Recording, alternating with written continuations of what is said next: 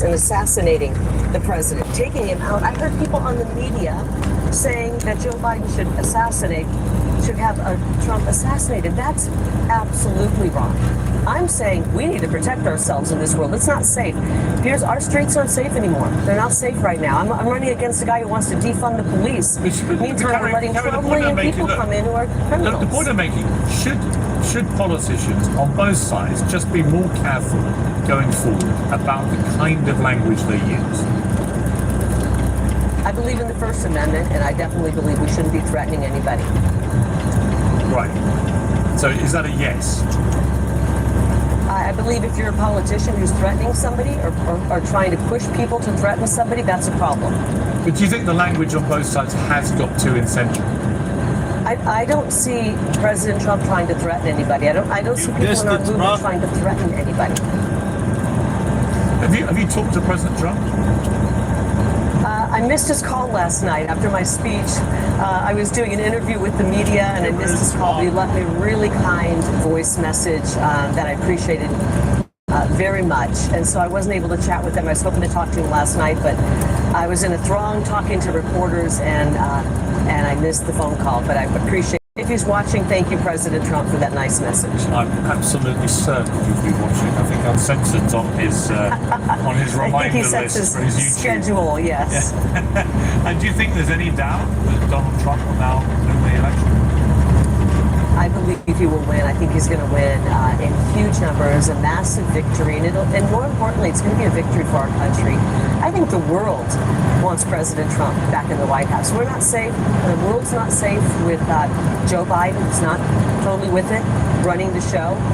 We're not safe anymore in our own communities. Our borders wide open. We have a ton of problems right now, and we need President Trump, a man with strength and the intelligence and the courage to do the right thing to get back in there. I'm excited about it. I'm working hard to win my race in the U.S. Senate so we can get President Trump a majority in the Senate. We can accomplish what we need to do for the American people. And I mean this. I want all Americans to do better. I think we're actually much more united than the media wants people to be. We're much more united, and this country is coming together, and we're going to make sure that we move forward and bring about great change to get us out of the mess we're in with the Joe Biden's disastrous and the Democrats' disastrous policies, and get us back on the right track so everybody does better. Caroline, always good to have you on Uncensored. Thank you for coming back. Likewise. Thank you, Pierce.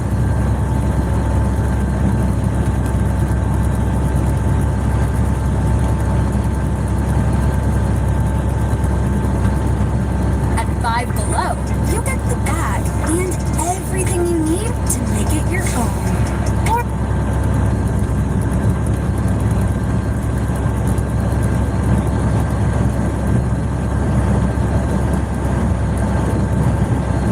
In 17 miles, use the second from the right lane to take exit 51AB for I-285 north toward Chattanooga-Greenville.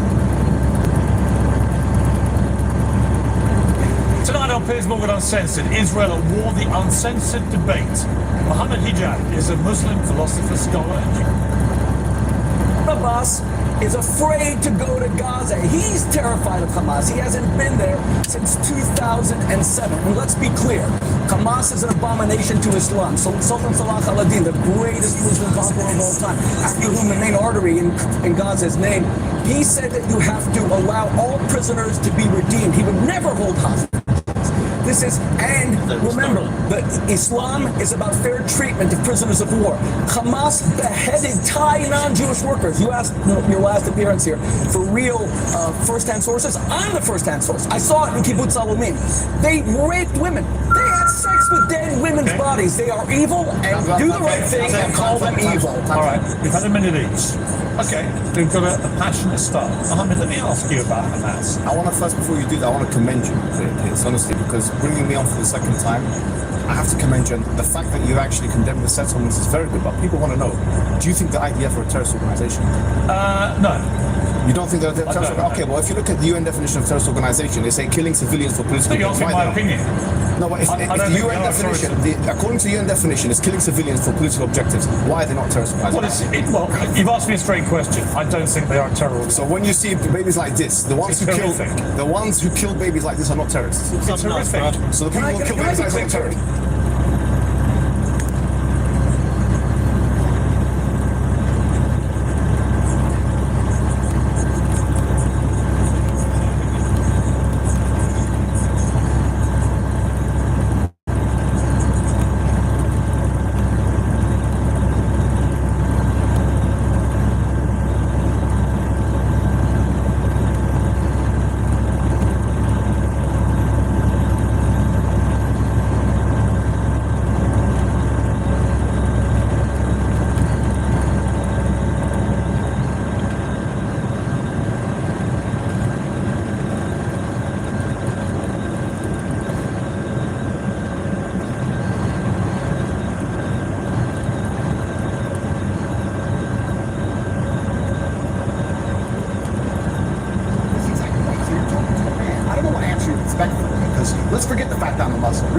man who is fighting oppression to the best of his ability because he believes that the people in charge of the world are enslaving us all, to the point where I detriment my own life. I end up in a jail cell because I'm speaking against oppression. Then you're asking me what I would do if my family was You're not in a jail. You're not in a jail. You're asking me what I would do if another government came along and blew my family to pieces? You weren't put in a jail cell because of any oppression. Absolutely, I was. You were. Of course you I were was. put in jail cell because you've been accused of serious sexual I would not crimes. have been accused if I was not monumentally successful in speaking the truth. Let me ask you again. It's a simple question. Some people can answer it straight away, including pro-Palestinians people I've had on my program. Many are very quick to say, absolutely. Do you believe Hamas are a terror organization? And that's a very interesting question, but I think you're peddling asininities. So just answer the question. Can somebody do me a favor? Google asininities and find out. I know what it means. If it's not, make sure it's added to Webster or Top Cheese. Okay, just, are they a terror? You're peddling asininities because I'll tell you why. Let me answer. No, I'm not. Of course you are. It's a simple question. That's like me I'll asking. tell you why I asked. Because the UK, where you were born, prescribes Hamas as a terror They also prescribe me as dangerous to children in schools. Let me explain something to you. So you're not prescribed If I were to sit here and say, is stealing wrong? And you'd say yes, and I go, but what if the person stealing is trying to feed their family and if they don't, their family are going to die? Is it still wrong? You're trying to take a very nuanced and complicated argument and reduce it down to one sentence, which is failure. You're trying to equate stealing with a mob of terrorists breaking over a border. It's got to be 5 minutes. Is that what Israel did? Wait a minute. Wait a minute. Let me finish. And killing people. Is that what Israel did? Going through Use the second from the right lane to take exit 51A, massacring 85 north young toward people Channel at a festival, 3. massacring families in their homes, but setting fire to them, cutting their heads off, killing babies. Oh, killing It was 40 the most- babies. That was true. Well, fine. Were the babies vaccinated? Why are you being flippant? I'm not being flippant. The point I am I making. find that fine. No, but the point I am making is that the media lies. Firstly. No, Secondly. I can ask you about different things at the same time, right? So I'm asking you first of all specifically, what is your reaction to what happened on October the 7th? Sure. I'll answer the question professionally. I do not condone the loss of human life on either side. I think anybody doing anything which directly damages civilians is disgusting and abhorrent. However, I would be an amateur if I could not sit and pretend I do not understand the motivations behind either side. This is not even me taking a side. I understand why Israel is doing what it's doing. I understand why Palestine is doing what it's doing. However, I still call the Israeli actions absolutely abhorrent and genocidal. Okay, we're going to come to Israel's actions, I promise you. We'll ask that question specifically. In terms of what Hamas did on October the 7th, you said that was an act of terrorism. It's an interesting question because What's not really? it is. No, It's very it's straightforward. Because you're the person who would have called Nelson Mandela a terrorist while he's still in jail. And one person's terrorist and another person's freedom fighter. I would- For me to answer the question, I have to be very professional here. For me to sit on the outside in Romania with no personal involvement in Israel-Palestine, it's easy for me to say, yes, it was an act of terror. However, if I was in Gaza, if I was in an open-air prison, if my family had been annihilated by bombs from the sky, if everybody I knew had suffered the loss of a loved one, if I had no chance of any kind of freedom or democracy or standard of life, would I believe it was an act of terror, or would I believe it's an act of resistance against oppression? You have to be very careful how you answer these So what do questions. you think? I think I understand what happens when you take people and put them in such an inhumane condition. Work directly with T. Rowe Price. Together, we can find the right investment. Do you think the Democrats may actually... Do you think the There's going to be a lot of traffic coming up. Cass, I still believe that Joe Biden's going to drop out at some point because it's on 5-minute traffic, 4-minute, 22-minute. I think higher Democratic Party. I don't like the But sound you're of that. so. But if we go through the beltway of Atlanta, and the senator meeting today, I don't know. There'll be less It's traffic. like they're leaning towards backing Joe Biden, which is potentially It's crazy out here, though. There's gotta be a lot of cars. Landslided by Donald Trump, obliterating it, and that's the situation the Democrats find themselves. We're joined now by American Israeli journalist, Emily, welcome back to Uncensored. Is it in Donald Trump's interest that Joe Biden stays in his job? Because it seems to me he's about as lame duck as any public president could possibly be. Trump's whole body language, his whole rhetoric since the debate has almost been a desperate plea for Biden not to lose his gig. I mean, I think it's pretty clear from the performance of President Biden in the debate that what would be in Trump's best interest is Biden continuing to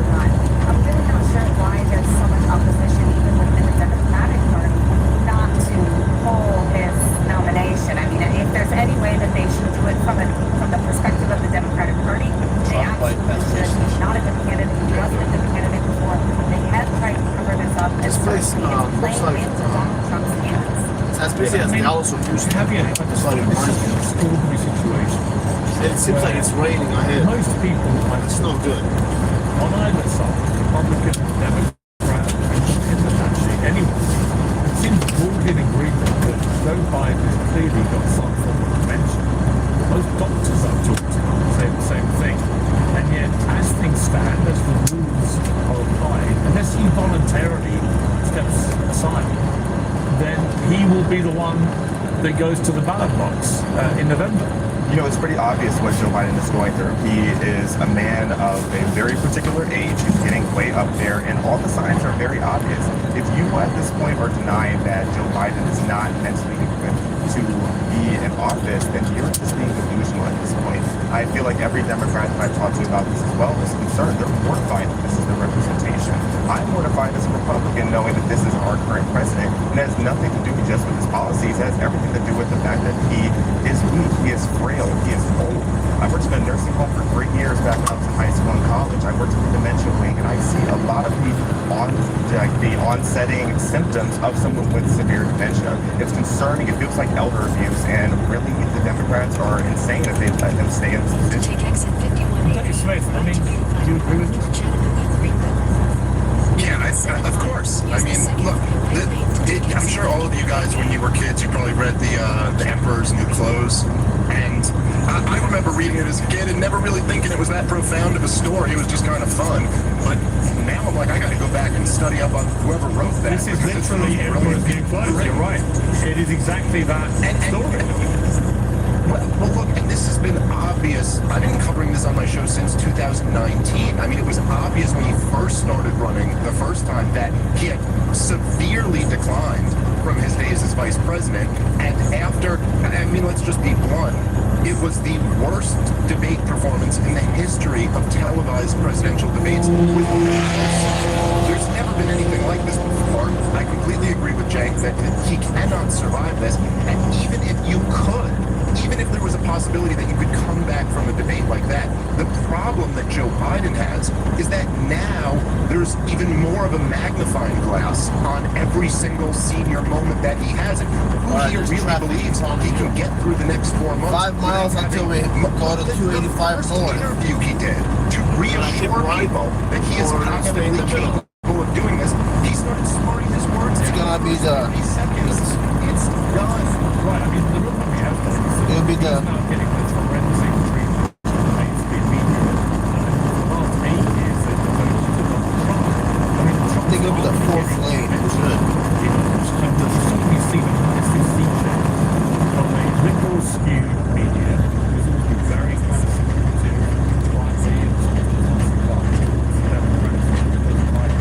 don't think on a dime, most activated. Don't forget, CNN, most of the debates. Look at this decline, guys. Moderate guys. Oh wow, look at that, man. It reminds me of Salt Lake City. When you get to Salt Lake City, I-80. No, it reminds me of Cincinnati. And it really Cincinnati, yeah. And it's kind of staggering to me, actually. He's still there. Those buildings look unified effort. Power. I've been trying. I mean, New York Times has now got a second in the Alright, I need to engine brake. We're going pretty fast now.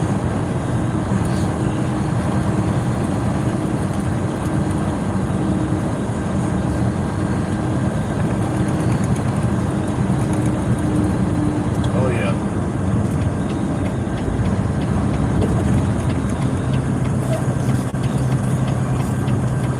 Let's slow down. You guys see what I have to live with? Slow down, right here. We're good. So you guys can see that out of a decline, you have to stop abruptly. In this situation, you have to put your blinkers on.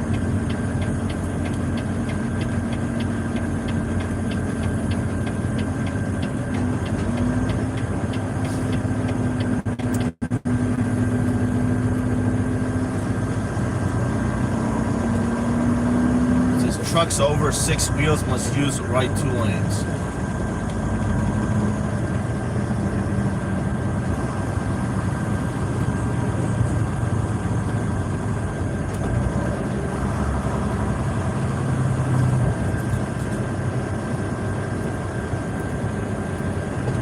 keep my distance like this.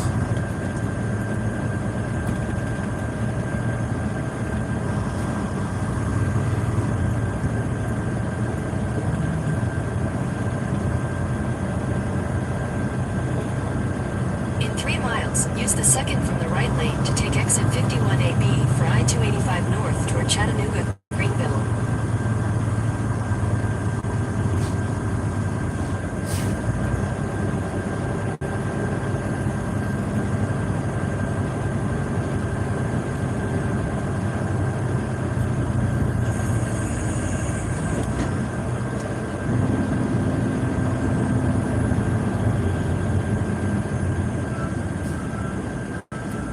Bro, they butting in line.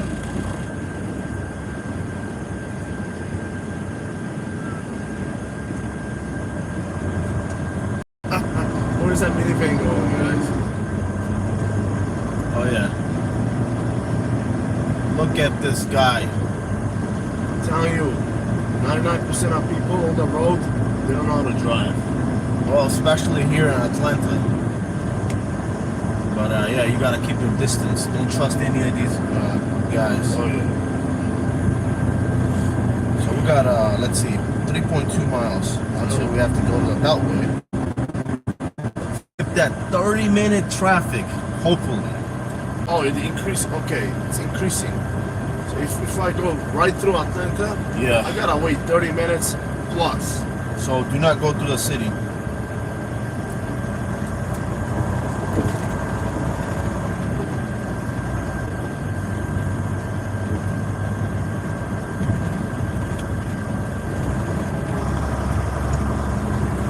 I see something up ahead, but with police. Something probably happened. That's why.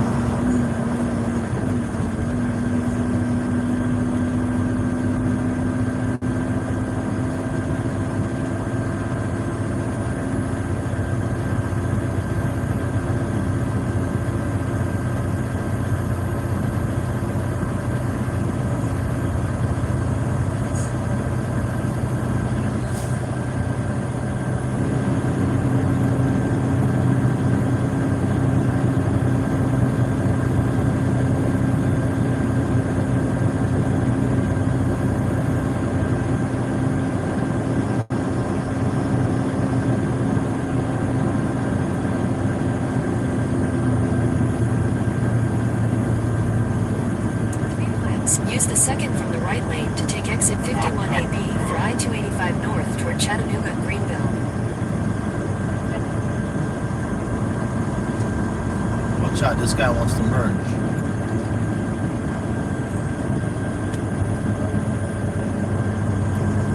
It's not, he has his blinkers on.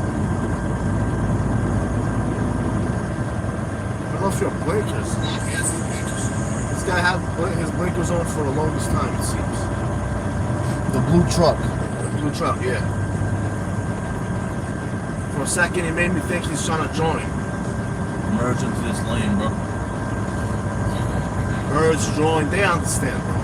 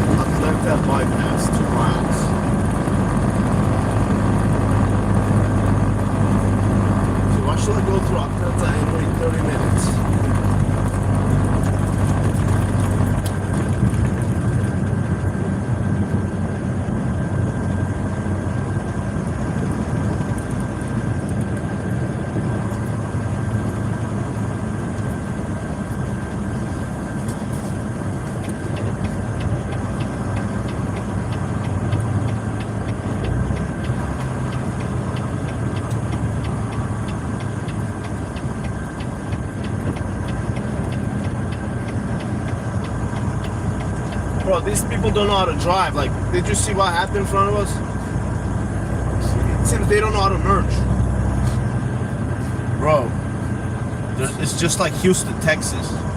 Look, it's probably a little worse. Look at that. I don't even know what's going on ahead of us. No, it's just sheer number of people, bro. That's what's going on. See, look, this guy's Use the second from the right lane to take exit 51AB for I-285 north toward Chattanooga, Greenville. That's what's going on. This, Right lane to take exit 51AB for I-285 north toward Chattanooga, Greenville.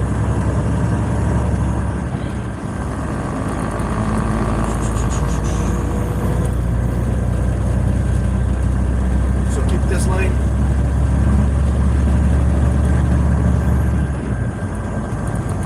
This lane.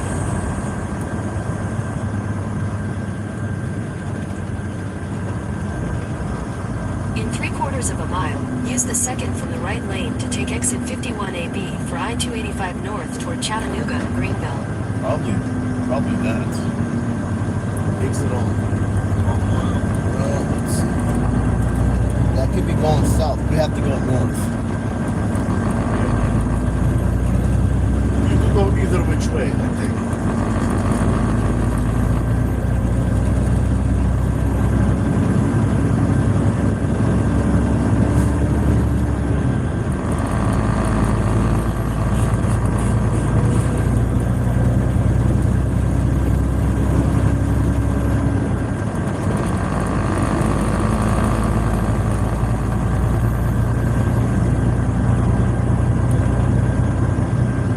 In half a mile, use the second from the right lane to take exit 51AB for I-285 north toward Chattanooga, Greenville.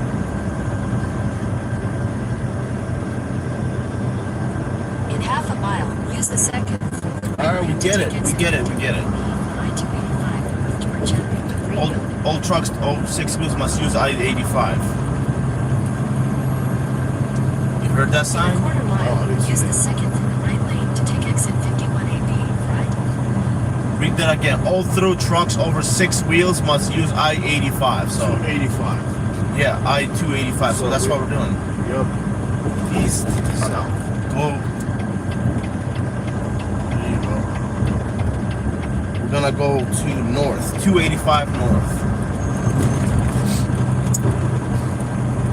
Right there, 285 north.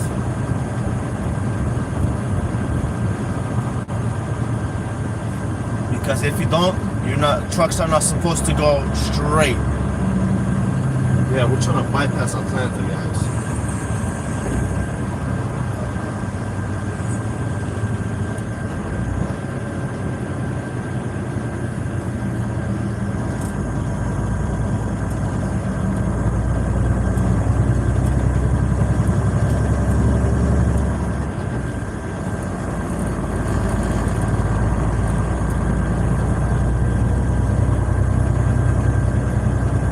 See, it says on 3 signs, like they're all through trucks. Let's use 285. Yeah. If I didn't tell you these.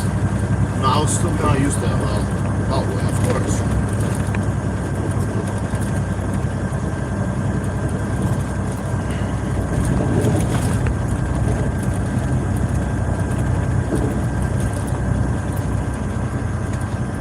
Also, it says no trucks allowed on the Head southeast. Google Maps. Not In a Google quarter Maps. mile, merge onto I-285 north.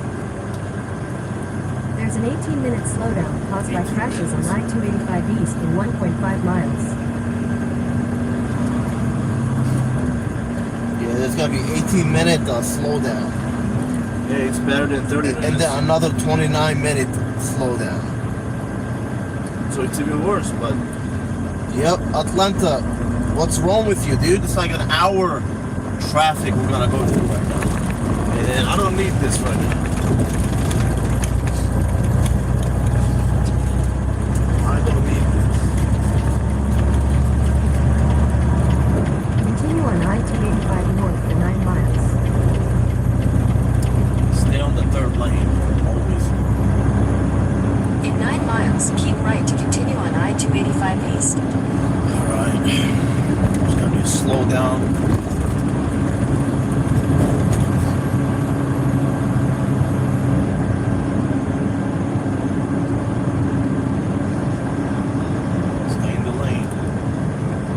Alright, start slowing down. Oh yeah.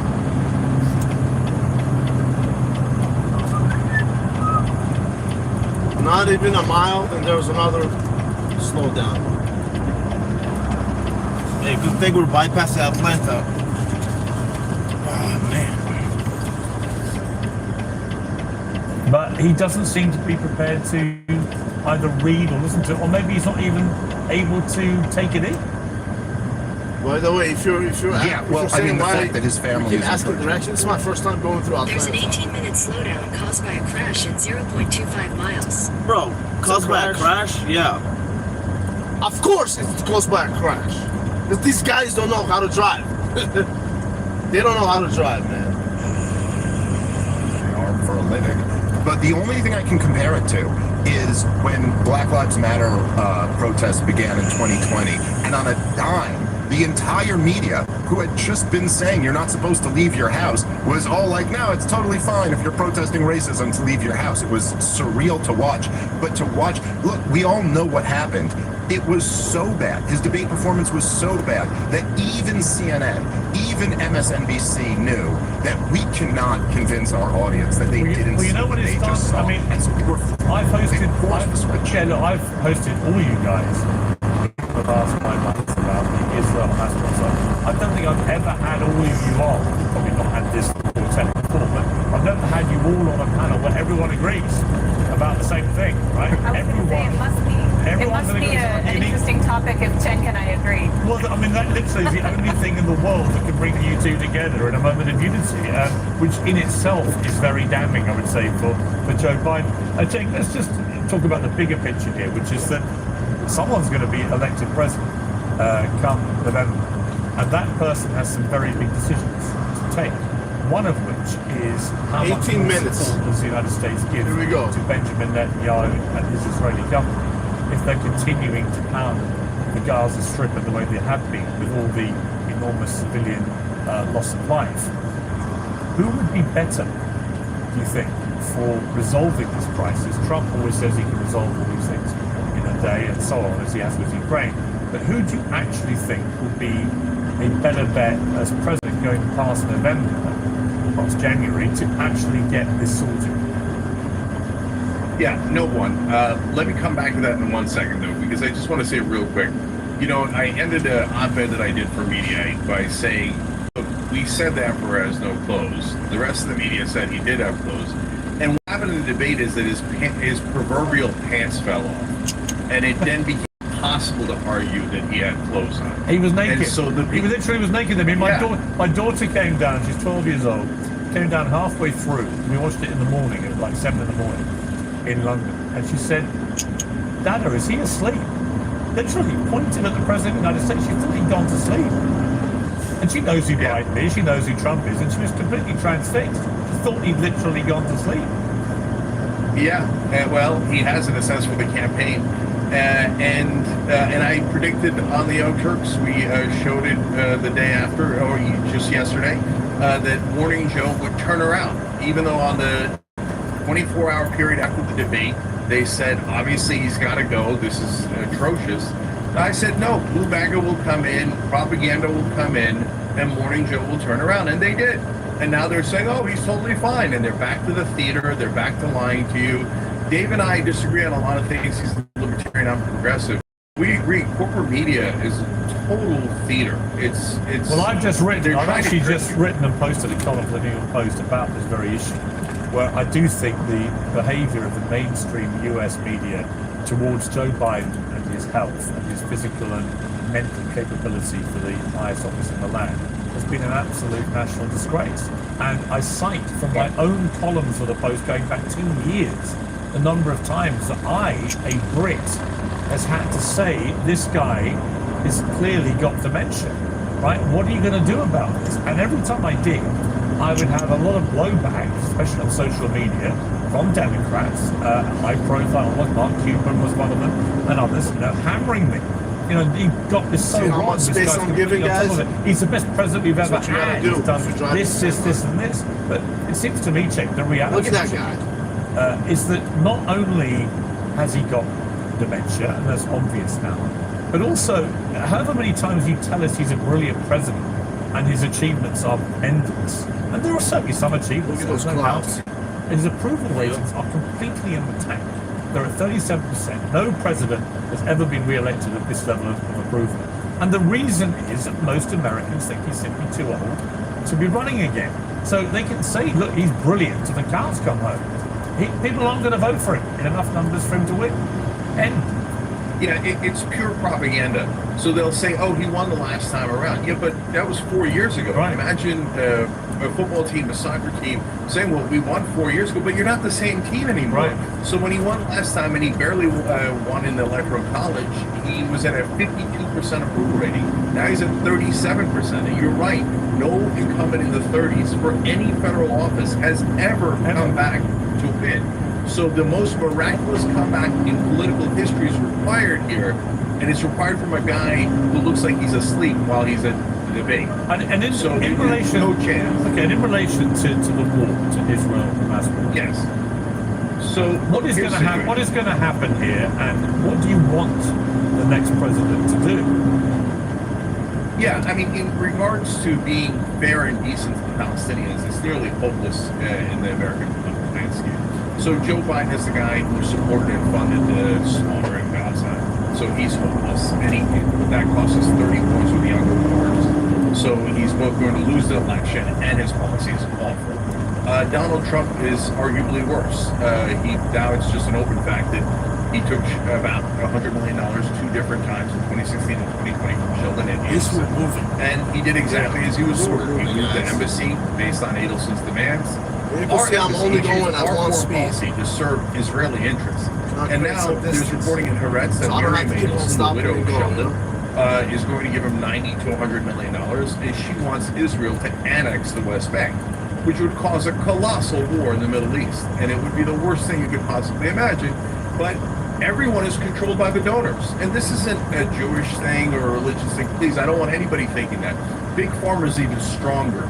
And people watch people play simulation games and lobbyists and donors stuff like that, right? Well, why not watch the real thing? So in terms of victory, just get a new Democratic candidate because they won't have as big a track record of selling out to every donor, including AIPAC, and you'll be a little bit better off and more likely to win. But do I have any confidence that any Democrat or Republican in this country is going to do anything but serve AIPAC's interests? No, of course not. They'll do exactly as they're ordered to do by all their donors, big oil, big banks, Big Pharma, and definitely AIPAC. All right, Emily, before I come to you, I want to play a clip from Donald Trump talking about Joe Biden being a very bad Palestinian. Israel and Hamas. Israel's the one that wants to go. Who said the only one who wants to keep going is Hamas? Actually, Israel is the one. And you should let him go and let him finish the job. He doesn't want to do it. He's become like a Palestinian, but they don't like him because he's a very bad Palestinian. He's a weak one.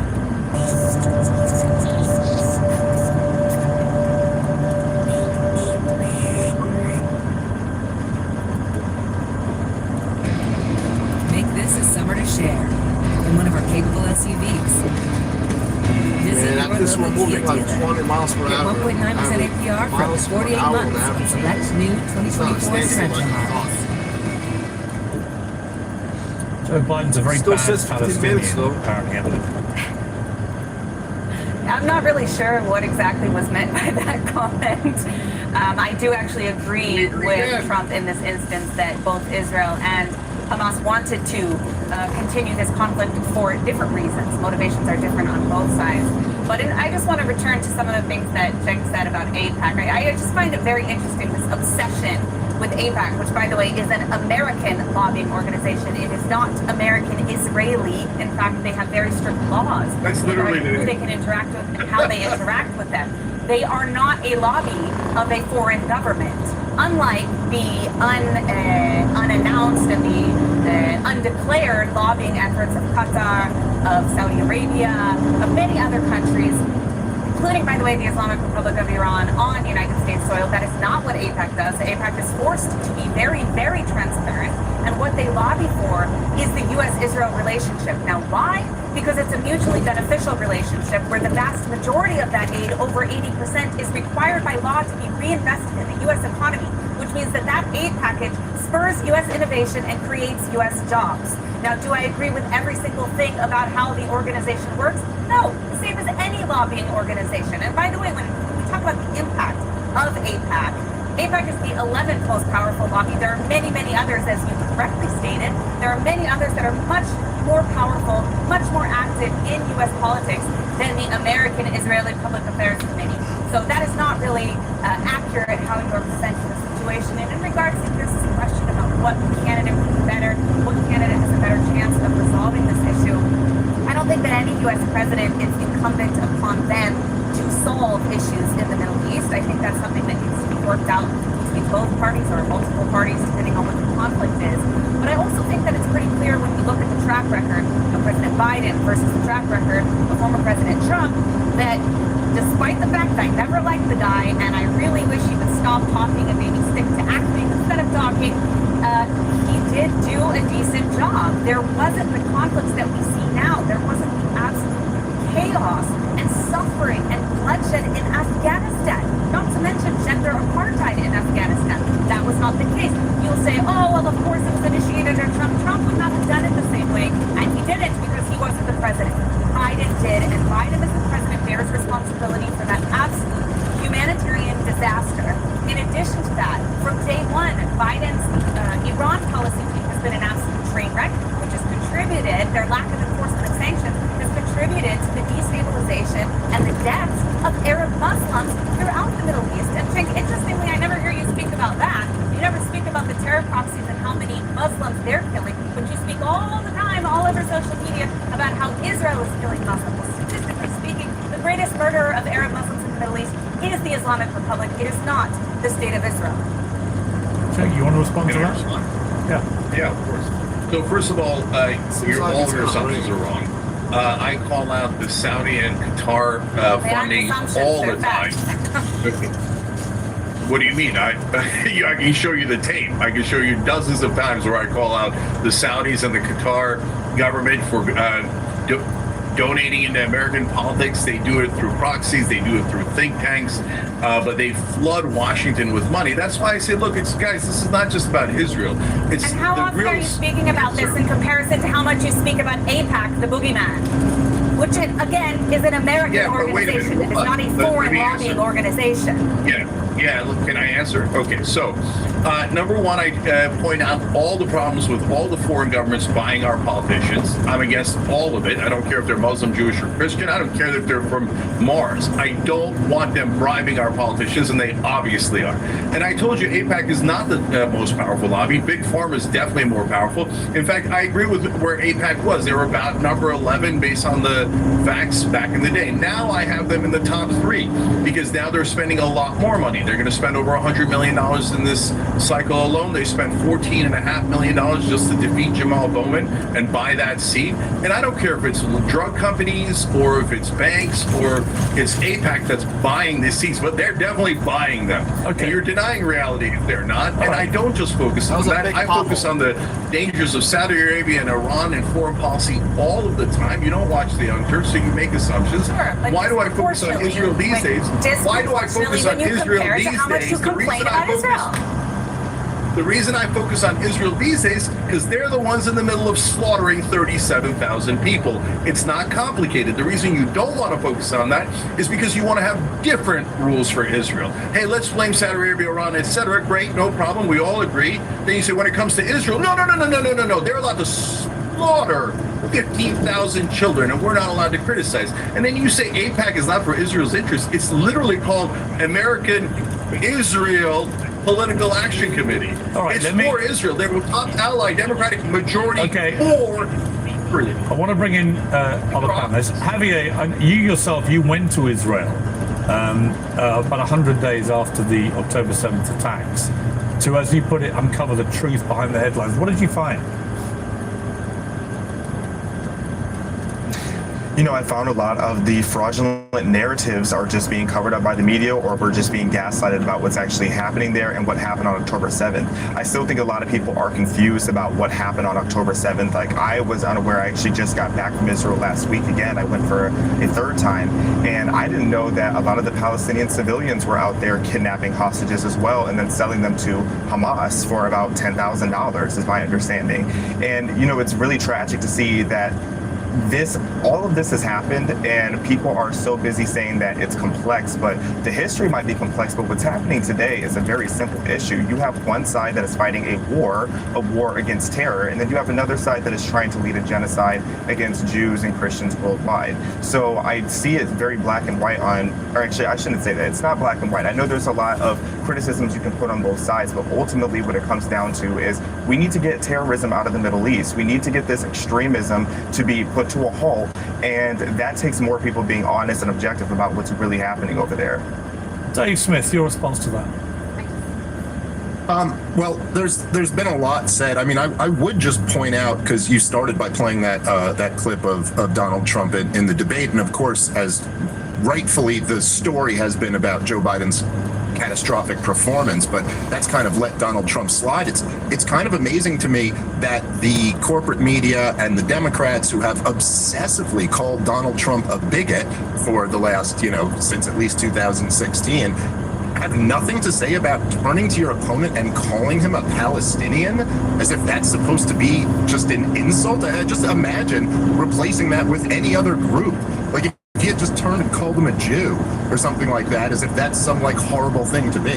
I think that, look, no presidential candidate wants to stand up for where the majority of Americans are, which is that they want a permanent ceasefire in this war, and all of them are just trying to outcompete the other one over who can be more hardcore. But I got to say, for Donald Trump, who supposedly represents this America First position, for him to someone like Joe Biden, a lifelong self-described Zionist who is currently unconditionally, in effect, backing Israel's assault of Gaza, to call him a Palestinian. It's like when the Republicans used to say Obama was too soft on foreign policy while he was starting wars in Libya and Syria and Yemen and escalating the war in Afghanistan. It's just totally removed from reality. That's why I said yes, totally toned. It's amazing that there are these cases. None of the candidates, including Bobby Kennedy, want to play. It would be very popular with the American people to simply say, we don't want any part of this. Right, I mean, it's interesting, Cenk, isn't it, that American public opinion has been pretty different over this war to previous conflicts in the region between Israel and Palestine. Yeah, I mean, we're talking about a similar issue here. The core cancer in both the Biden story and the Israel story is propaganda. So the American media for so long has told you, no, don't believe your lying eyes, whether it was Joe Biden or Israel's war crimes. But in this case, now there's smartphones, there's social media, and you just can't contain the sights of Palestinian children who were beheaded and on fire, and a stadium full of children have been slaughtered by Israel. So there is no pretty picture you could put on that. And you could spin all you like. But at the bottom line is, American people are asking, wait, not only why are we supporting this wholesale slaughter of these poor people who obviously have no power, but also why are we paying for it? Why did we just give $20 billion to kill all these people? Why is it our fight? And why do we have to support Goliath instead of David? Why are we giving them over $300 billion? All right, and they have paid family leave. They have universal health care. We don't have any of that. Okay. We're forced to give our money to them. It makes no sense at all. I'll give a very quick chance to respond to you, Emily, because we have to wrap things up. But just very quickly, your response to Cenk. Sure. I just think it's crazy. I just think it's crazy to act as if all of the foreign aid in the United States actually makes an impact in the entire U.S. government budget. I mean, we're talking a minimal percentage of the entire budget. So to say that it's coming from something that Americans get is insane. As I explained, the vast majority of it is actually required to be reinvested in the U.S. economy. That's the first thing. The second reason why the U.S. supports Israel is because it's in their strategic interest. It protects American soldiers. It protects American interests internationally. We also exchange security intelligence information as well as technological information for defensive weapons such as Iron Dome, such as Arrow. All of these technologies are joint U.S.-Israel projects that have been developed over time that help keep American citizens safe. That is something that represents our interest. And just one more thing really quickly. We can't forget the fact that Hezbollah is also involved in this. Hezbollah and Hamas both threaten the United States. They are both proxies of the Islamic Republic of Iran, and that is where the real front is. And it is not just against Israel. It is against the United States by their words. Got to leave it there. Thank you all to my panel. Much appreciated.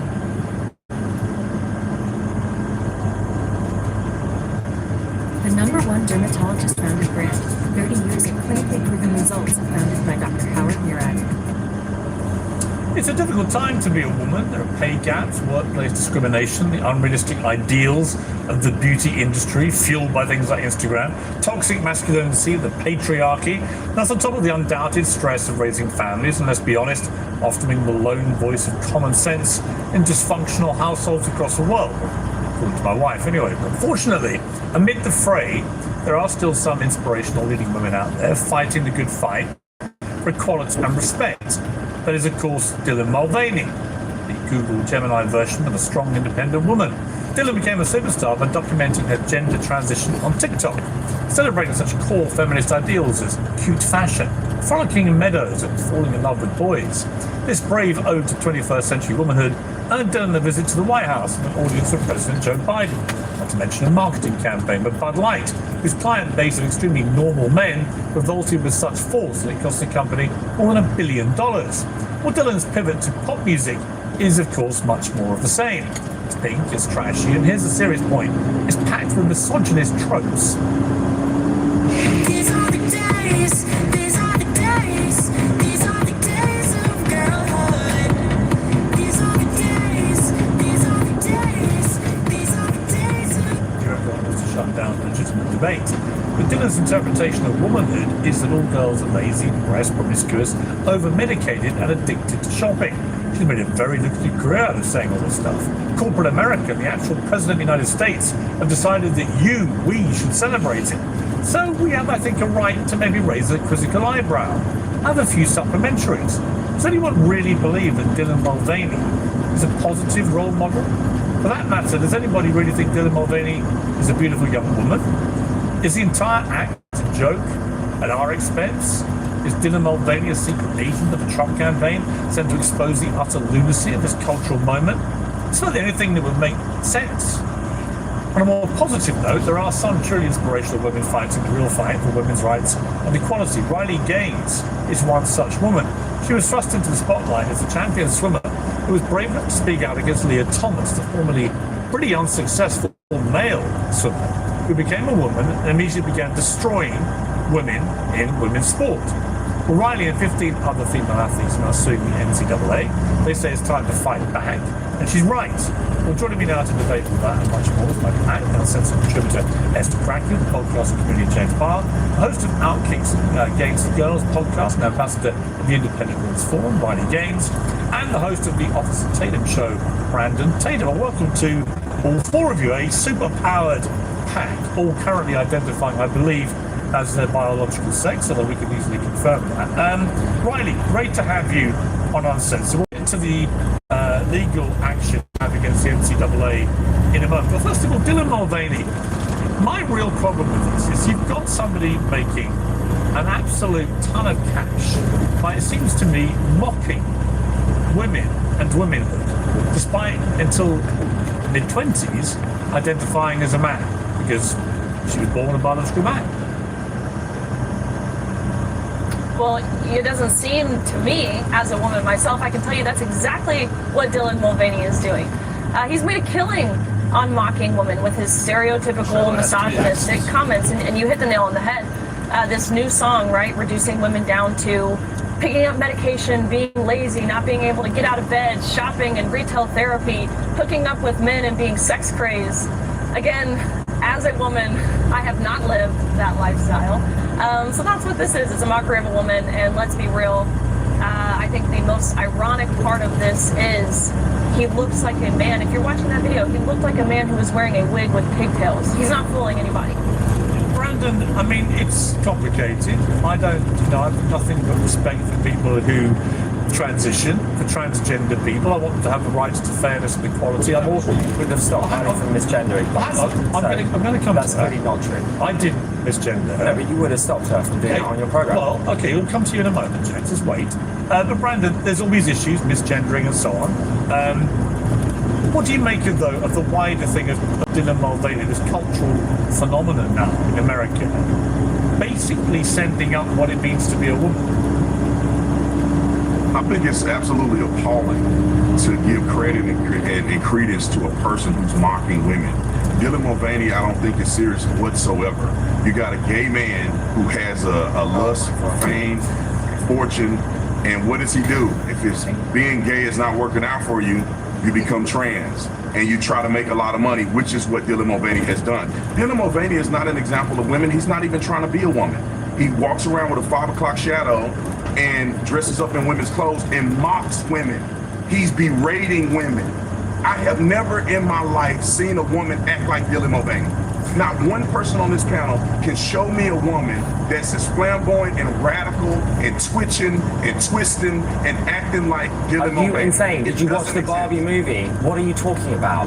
What? And who are you to talk about who a woman is? You're a man. This is absolute nonsense. I'm not telling anyone who a woman is, but I'm certainly not telling someone who isn't a woman. I've never seen a woman. Do you think Dylan Mulvaney is doing women a favour with it? Do you know what? Dylan Mulvaney is speaking to a huge generation of which none of you understand. Like, you guys are... What? That is my generation. I don't know any woman, I've got to say, of any age, who thinks that anything other than Dylan Mulvaney is taking the piss. Nonsense. Well, so you don't know any woman under the age of, what, 40? Oh, there are lots of women under 40, yeah. Right, and you think they all think Dylan is taking the piss? Yes, they do. No, that's insane. The ones I will say, you've sat here on your show and you've bashed Madonna and Sam Smith and all of these other icons. So Dylan icons just joins, to you, they're not to me. Dylan just joins them in the whole... But the central allegation, James, is that what she does, and this, I think this video clip is absolutely indicative. She's making... It's a pop song. Have you not seen her do a Lipa music video? Do you know what I mean? I haven't got the energy to get into the misgendering debate, right? I think the whole personal pronoun thing is a lot of crap. But for the benefit of this conversation, let's move past that. I'll call her she if that's what she wants to be called. But what she is not is a biological woman. Until her mid-20s, she identified as a gay man. And that's the point there that Brandon was making. And for someone who was a gay man to put their hand up and say, I'm now a woman, and by the way, I'm going to make tens of millions... misunderstanding what? Hang on. To make tens of millions of dollars mocking women, which is how many women see it. I think that is mocking wrong. Women, or Kylie was mocking women, or Madonna was mocking women just because Kylie and Madonna are women. Their femininity. They're women. It's not okay to say that, and you're misunderstanding how difficult it is to discover your identity. I'm sorry. As a woman. I don't see Dylan Mulvaney struggling at all. Dylan Mulvaney has documented. Dylan Mulvaney is reveling in mocking womanhood. No. Well, actually, the thing is, I don't think Dylan Mulvaney, I don't take offense to what Dylan Mulvaney is doing, because it makes sense. In the current media landscape that we live in, it makes sense for this man, it's a man, to become as a flamboyant, effectively caricature of a woman. And I don't take offense to it, because I treat Dylan Mulvaney like he is, which is a mentally unwell person. He is a mentally unwell person. I don't see him as a woman. He's not a woman. He's a mentally unwell person. In a case like this, where Dylan Mulvaney's only identified as a woman for 2 years and was a gay man till the mid-20s, I don't think do you realise that Dylan... James, I don't think you have any right to compel women to say that this is... Do you understand how difficult it is to realise that you're trans, to understand the complexity? Do you understand the complexity of that? You have trans rights.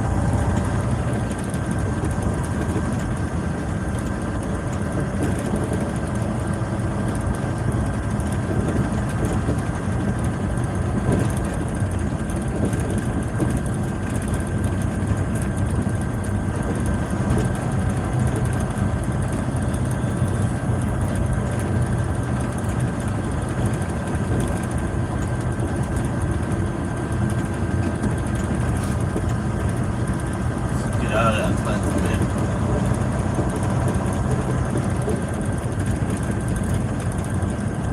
It seems like it rained here earlier and it's caused a lot of crashes. Now we have to deal with it.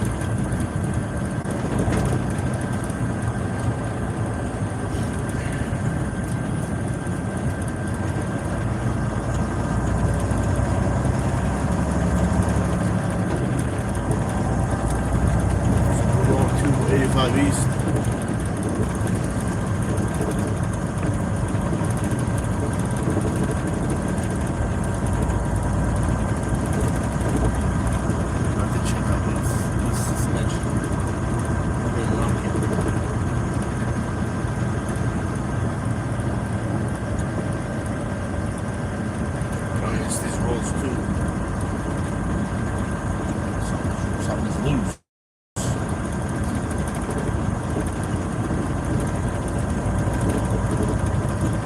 In half a mile, keep right to continue on I-285 East.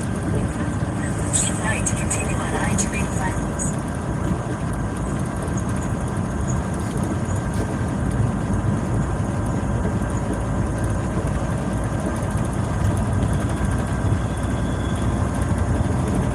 Yeah, I'm never gonna go through Atlanta again, guys.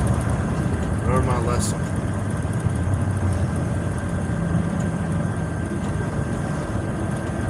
It seems like it's worse than freaking Dallas, man. The Beltway of this is way worse. All throughout the Beltway, it's like slow down. And you could only use Beltway as a trucker. Yeah. You got 2 hours and 57 minutes on the clock. Alright. We'll go straight.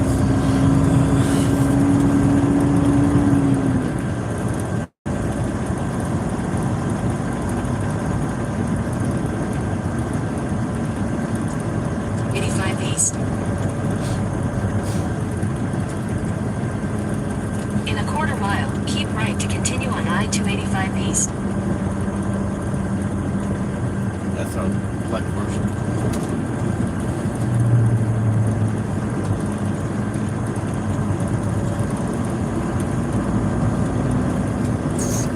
Express lane accept payments. There's an express lane, but I'm not gonna take it.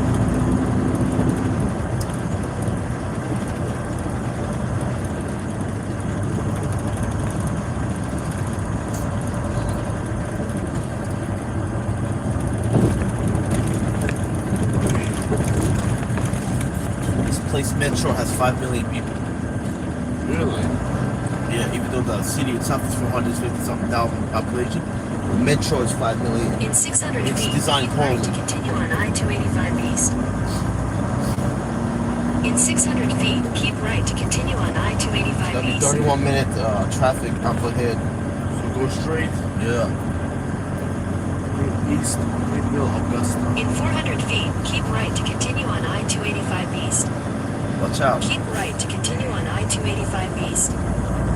See, this guy's like, I have to deal with this. To 285 East. You're gonna, I don't know where you're gonna Continue go. on I-285 East for 13 miles. Go straight. This is 285 East.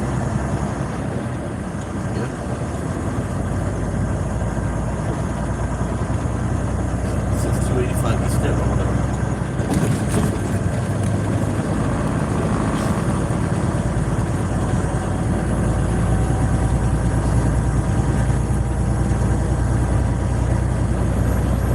Also, if you guys are wondering why we're going so slow, we're overloaded. Not overloaded, we're at the limit, right?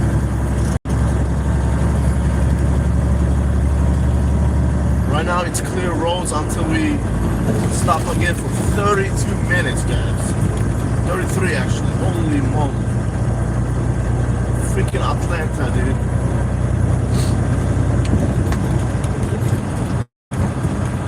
This place is larger than Houston.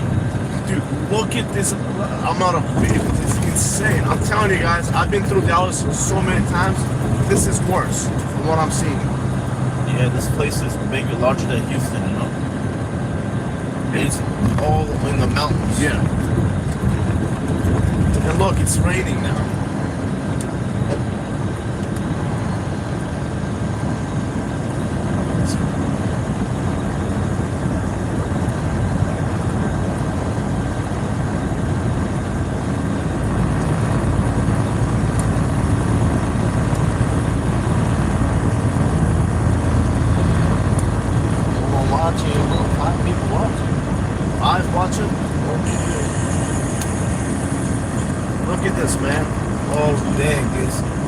Like the rain. Bro, not only that, this is Atlanta and we got rain going on. That makes it worse.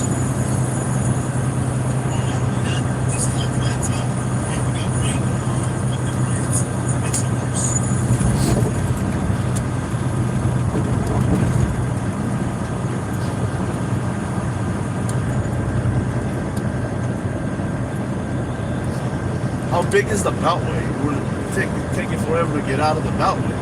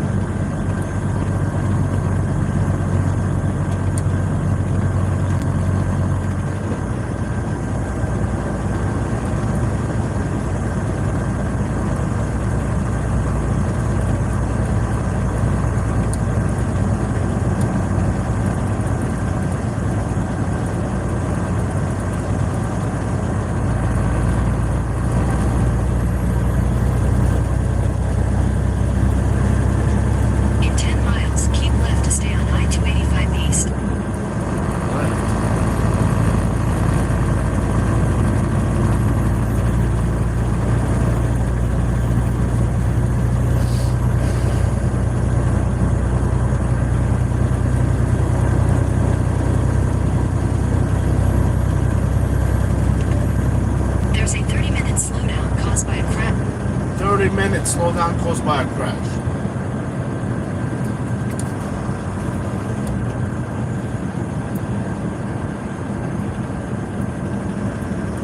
Look at this amount of vehicles. What do you guys think? Look at this.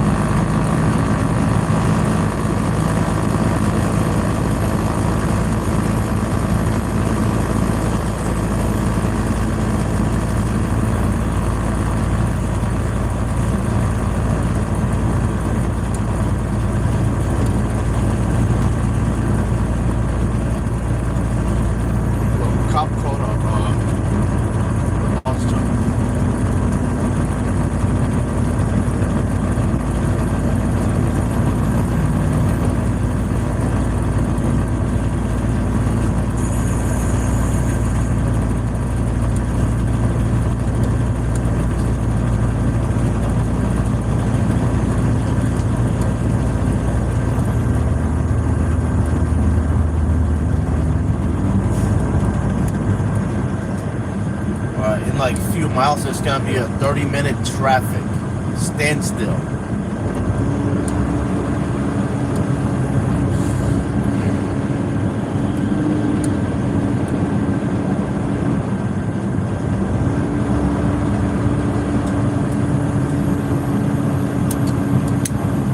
I'm forced to overuse the engine brake because it's all hilly.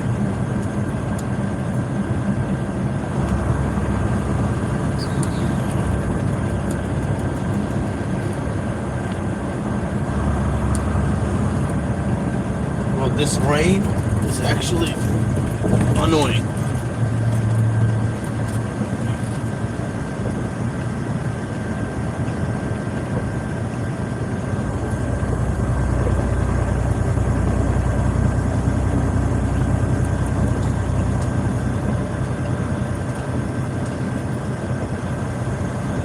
It's truly pissing me off because now we're gonna be at the destination 11 p.m.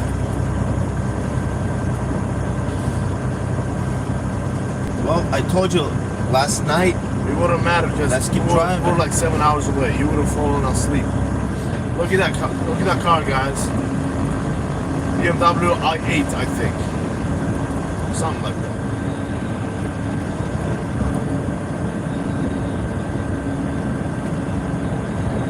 Seems like a regular car to me.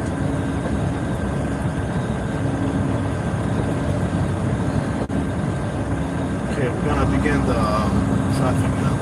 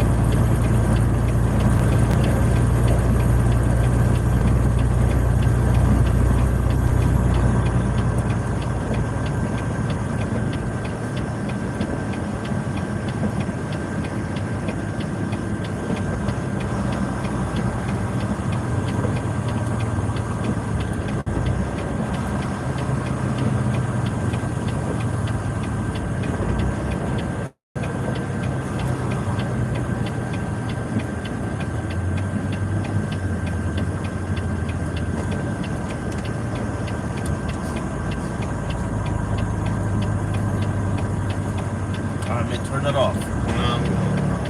I'll let them know. They're coming in quick.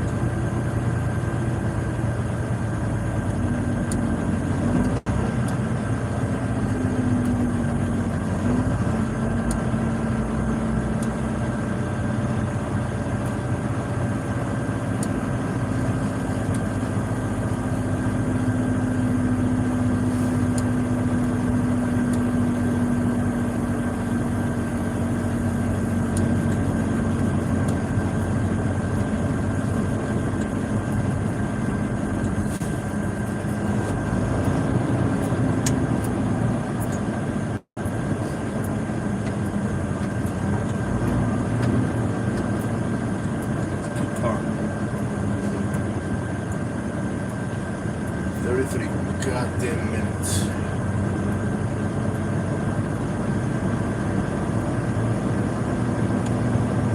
This job needs to pay more, guys. This, like, you gotta deal with stuff like this. Right now, trucking is down.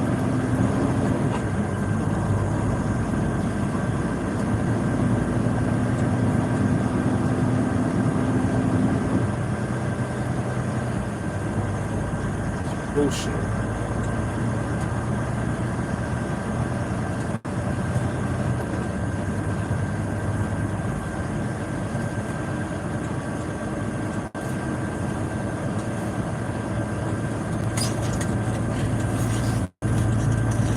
That guy taking a piss right there, dude. You guys see that? That guy pissing. Weird, man. Weirdo. Came out and pissing near everybody. Like, what a stupid ass.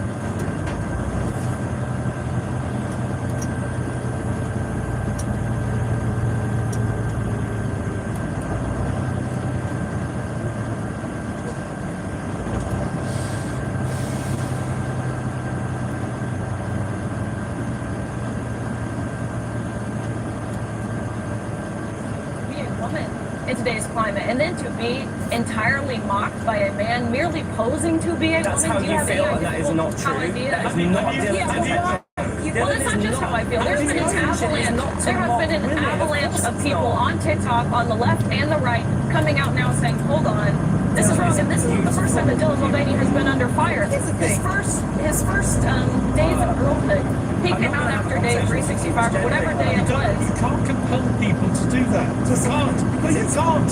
You can call Dylan Mulvaney.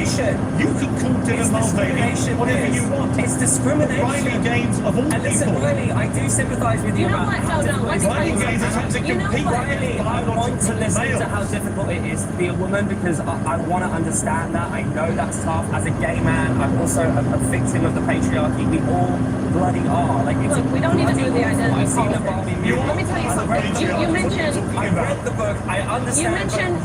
You mentioned discrimination. You being a You woman. mentioned discrimination. Let me tell you something. Do you believe that it's No one's okay? allowing me to finish a point. What's your point? Am I allowed to speak? Sure.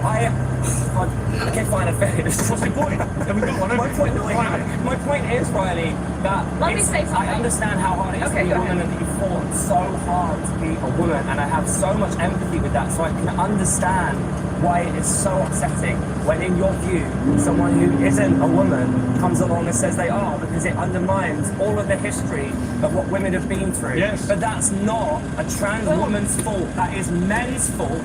Men are the problem, not Dylan, not trans women. Men are the problem. Except trans women are men. Men are the, of course I knew they come back to us. That is what the problem is. Riley? Are you saying it's not? Are you Let me saying tell you're you not a something. victim of men? Because what are we talking No, about? what I'm saying here is what we are suffering from as a nation, really globally, what we're suffering from. Have been a victim of men. That is true. She's a victim of gay. Here, let me take you back. Let me tell you what I'm a victim. Let's just pick on all the minorities. Let me Dylan Mulvaney is a gay man that's doing this. You think So maybe is it's a Bill minority? Thomas. I am so done with this conversation. Let me tell you. Let me Isn't it tell interesting you how what I am a James wants to victim of. control everyone's talk? No, I don't. I just want everyone to have a nice, civilized You want to conversation. control everyone's speech, Why is how that they not- speak and how they refer to people. They're not allowed to have their opinions. Yes, Only they are. you want to mansplain not to women what they should be thinking, and at the same time you want to play the I'm not. patriarchy. I want everyone to be kind to everyone. Oh, no, you don't. That's what, yes, I Hold do. on, stop right there. It is not the kind. patriarchy. It is- Kind to me. It is not kind to ask a young girl to undress in front of a man. That is not kindness. What kindness Right. is. And if that's what you believe your definition of kindness is, you have a totally warped that car is for perception. sale. Let me tell you, it's not inclusive to ask a girl like myself what happened to me and my team. It's not inclusive to ask us to smile and step aside and allow these men onto our podiums. That is not what inclusion is. That is exclusion. And it's exclusive to the very female athletes or women in general. Title IX in the women's sporting category was passed to protect and to honor and to celebrate and to uphold. And So I think we have very Riley, for those different who- definitions of what kindness really is. Right, so Riley, I totally agree with you. And Riley, for those who don't know what's going on with the NCAA, the National Collegiate Athletic Association in America, you're one of many athletes, female athletes, suing them for their transgender participation policy. Why? Yeah, so basically the NCAA, their most basic duties are to protect athletes, both male and female, to protect their opportunities, to protect their safety, to protect their privacy in areas of undressing. And bottom line is the NCAA is failing on every account of that by allowing men into our fields, onto our courts, and to pool with us in our locker rooms. So that's what this lawsuit is about. That's what we're hoping to change here. So again, myself plus 15 other athletes who have been adversely impacted at the hands of the NCAA are now taking legal action and saying what they are doing explicitly and actively and directly is discriminating against us on the basis of our sex. And so to your point, if we want to talk about discrimination, that's exactly what my teammates and myself and my competitors and girls around the country, again, at the hands of the NCAA, continue to have happen.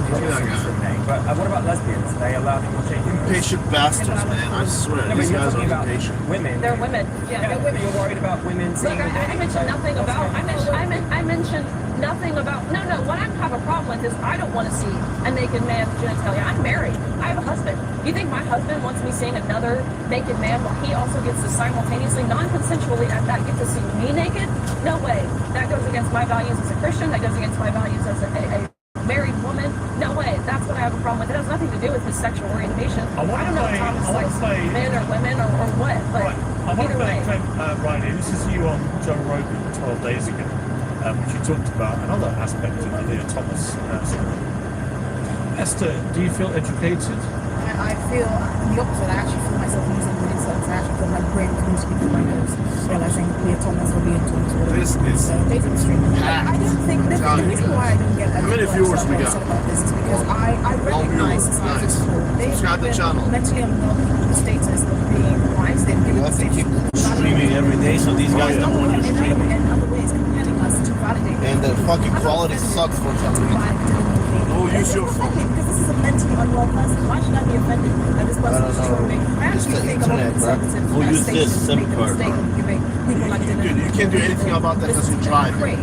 Because I'm not going to sit here and pretend like I'm looking like a mentally well person. That's a lie. I'm not going to do that. You're gatekeeping womanhood. It's not anything you want to do.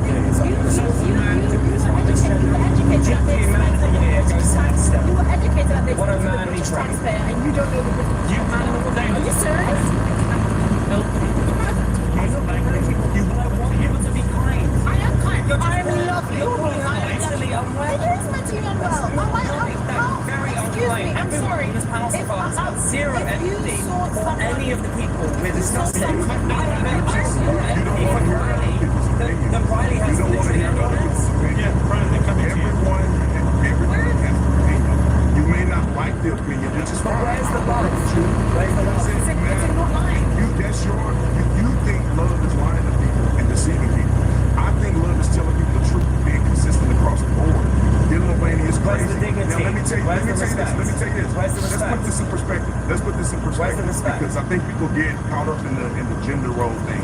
Just imagine if a person was white and decided to identify as black and did all of these crazy things that they stereotypically. Listen, that they did stereotypically what black people would do. We would be outraged. We would. It would be a sham. I agree. We would not accept it. And so we shouldn't do that. What Dylan Mulvaney is doing is wearing women's face. The person is not a woman. He's not trying to be a woman. He's impersonating. Honestly, like, I can't continue to sit here listening to this absolute nonsense. Riley, I want to ask you a question because a lot of this is to do with sport and how you feel it's unfair because you're up against people with a bigger body, right? So do you think it's unfair that someone who's taller than you or has more strength than you...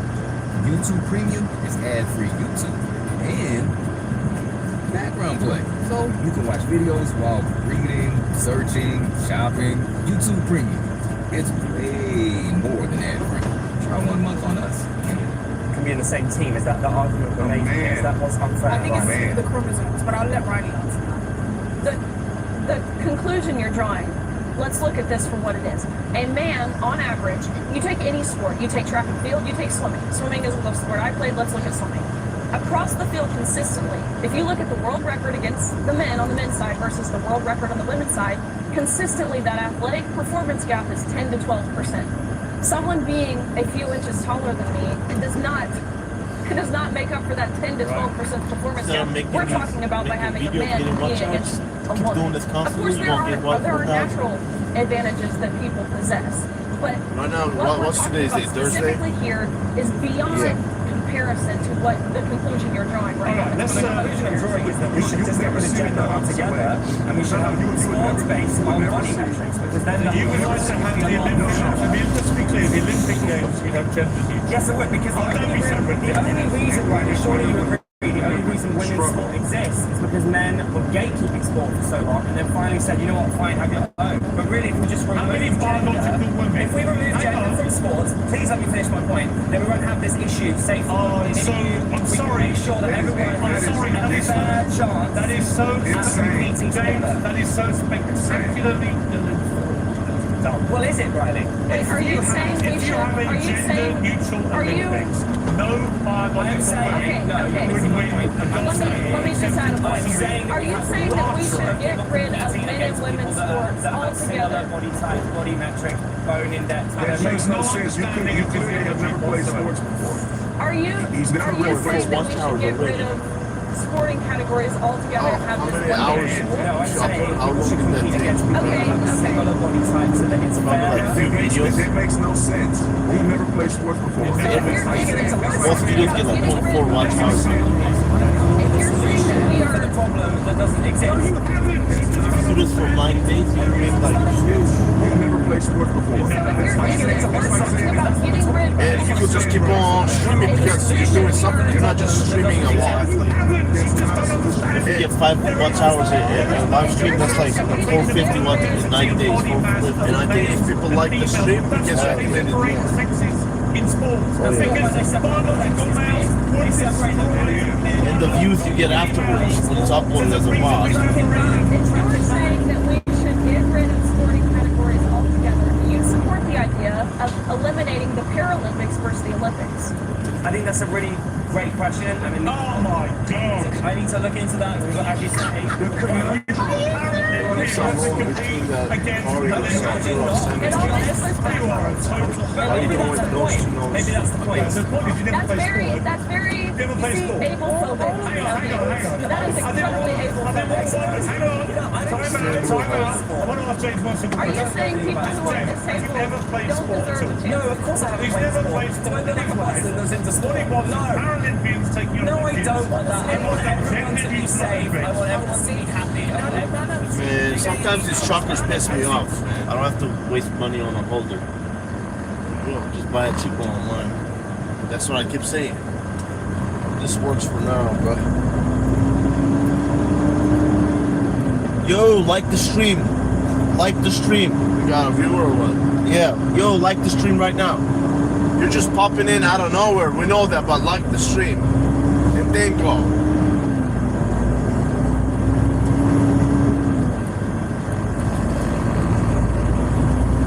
It's like you're letting the algorithm do the work for you. Like, it's awesome. You're not, it's like, in the past you have to invite people to view your stream. Now they just pop in out of nowhere.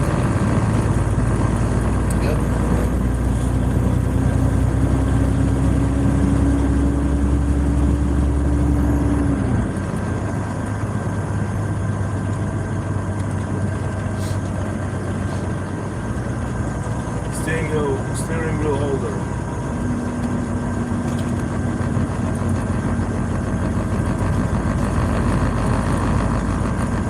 See, well, look at what this guy is doing, man. It's going back and forth.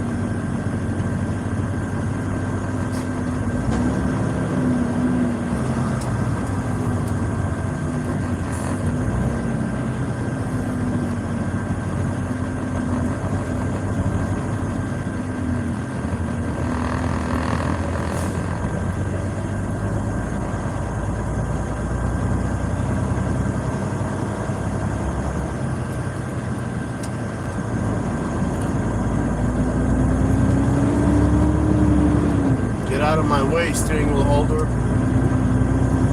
You, out of all people, should know how to drive. You went through a company. Walgreen driver. Freaking, I swear to God, man. He's like this, look. What's going on here now?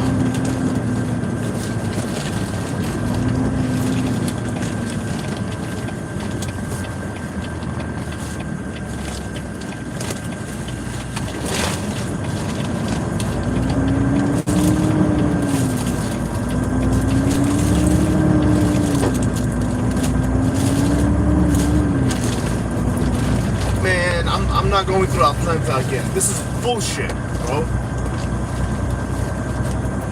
Nightmare. He says I still have 21 minutes of this shit.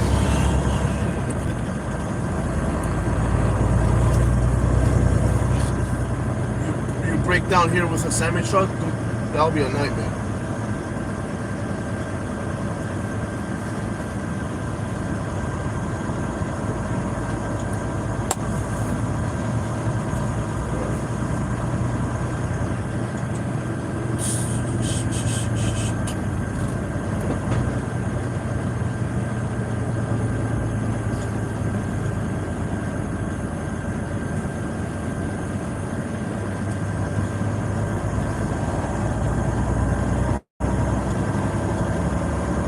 It's 1.2 miles. Where we on? Left.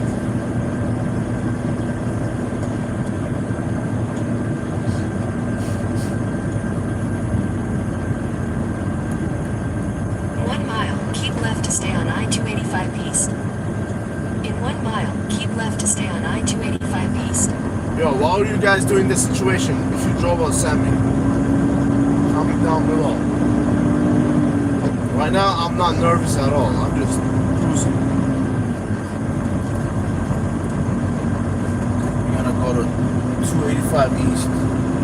Doesn't tell me which lane to keep.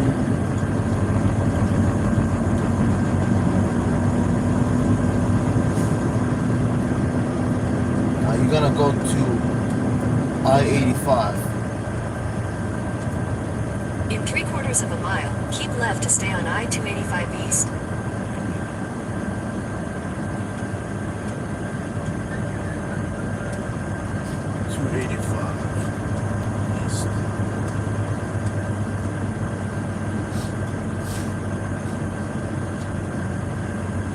This is worse than In 3/4 of a mile, keep left to stay on I-285 East. Exit 33B.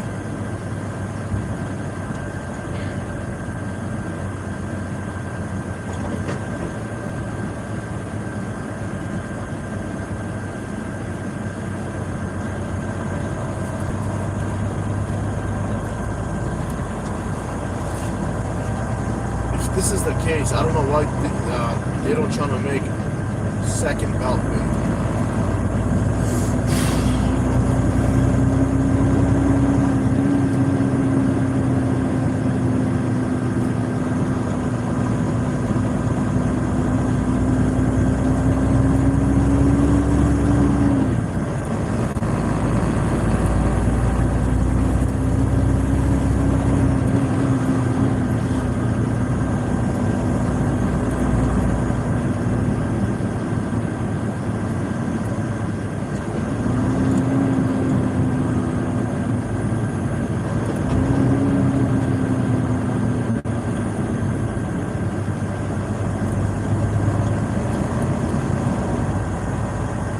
Sounds like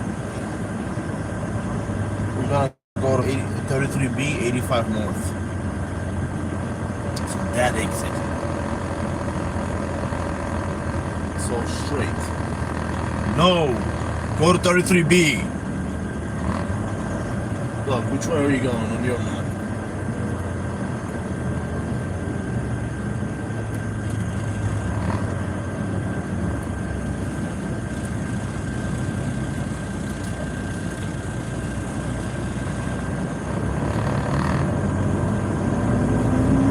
Keep going, you're gonna be stuck in a fucking beltway if you keep going straight. No, I don't want Because that. this is going south. Don't you read it? It's saying 285 south.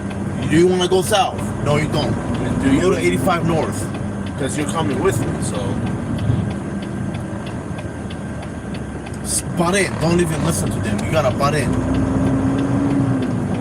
They won't let you, or else. Or else they won't let you. Screw these guys.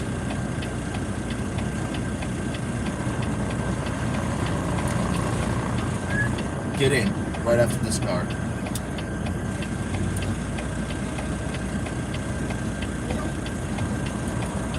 There you go. Doing the due diligence. Making it pass. common sense. Why would you go south? I mean, you're supposed to guide me, bro. You're just saying that.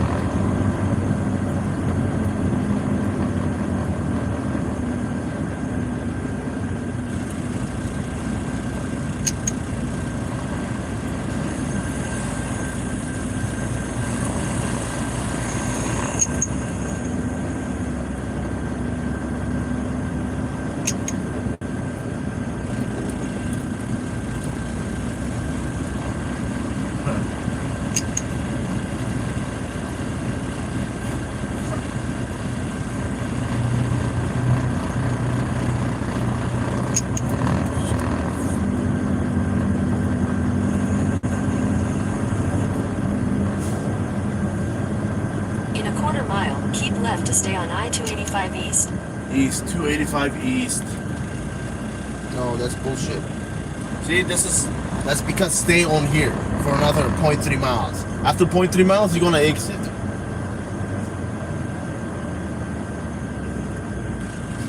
Bro, I'm gonna give some space. I had enough of this. Stop bingo, stop bingo.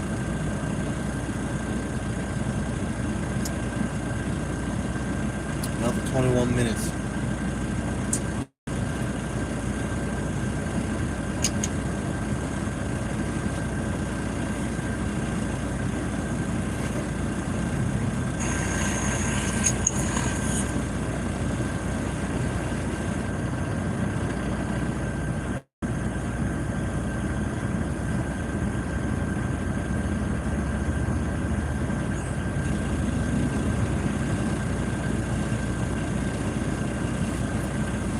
This is all because of a crash. Everybody's skipping in line.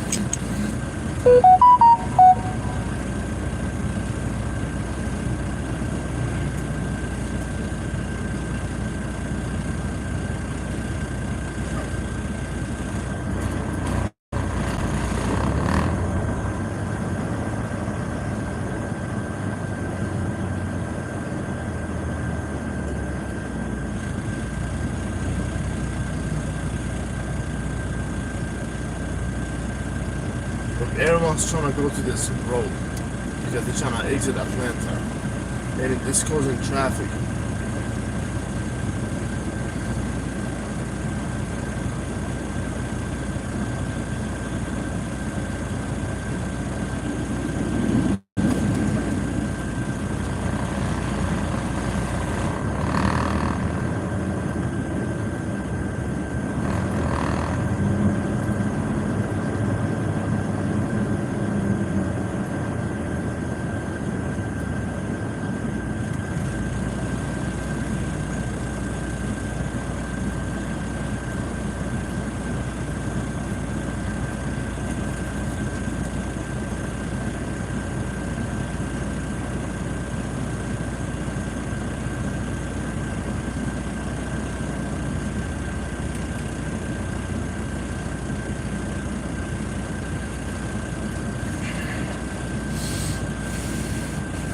Barely moving because people are they keep on joining and joining. Look ahead of me, guys. If you can see, like right here, they're all butting in.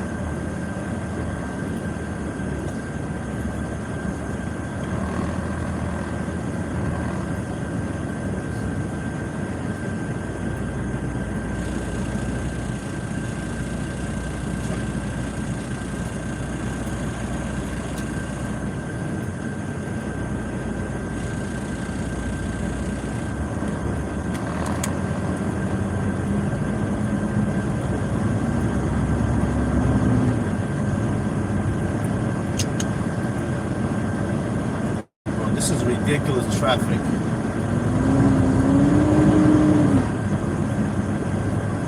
Look at that CRV.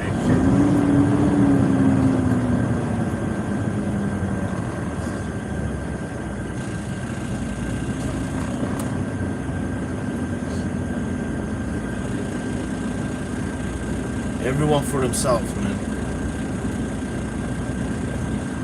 This world, no one cares about you. But No, I'm saying everyone for themselves right here. I'm not gonna get I'm not saying shit philosophically, bro. Well, that's a given. You don't even have to say that. I'm just saying everyone for themselves right here, right now. See, they're butting in. That's always the case.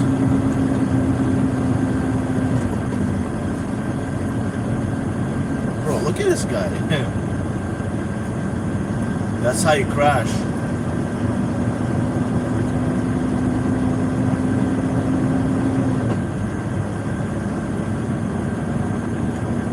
In 600 feet, keep left to stay on I-285 East. Stop speeding up.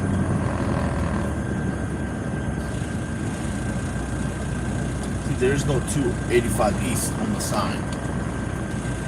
So only south, you go down.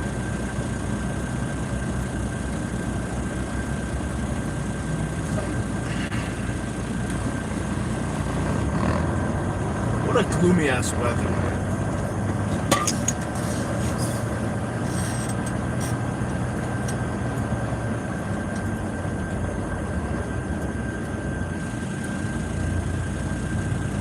Keep left to stay on Look at that guy. He just like Then stopped use the middle right of two the lanes to take exit 33B. left lane. Anyone could just come and crash behind him.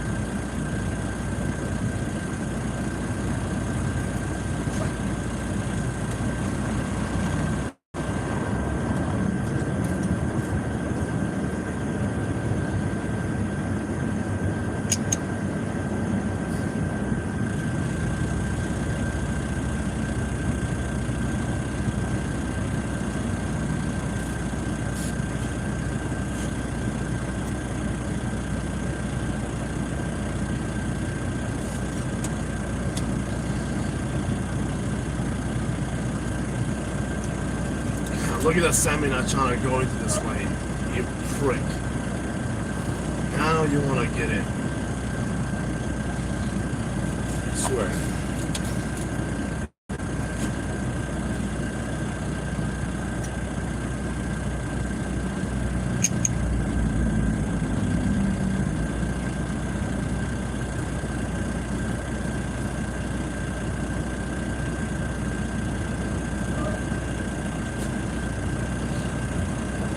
It's literally taking forever to take this exit. All because of the right lane to us, they're merging into our lane. See that they're driving up ahead and then they're starting to merge. Fucking crazy.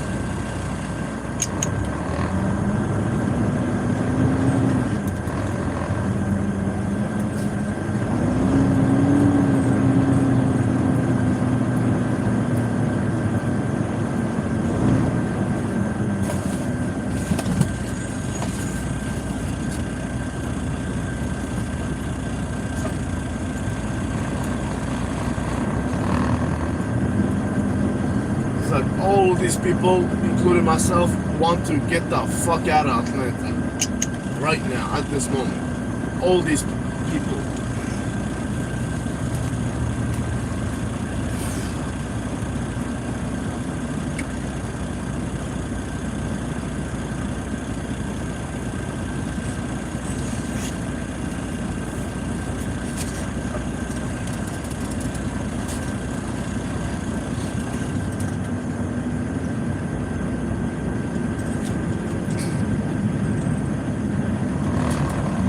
Head southeast on exit 33A.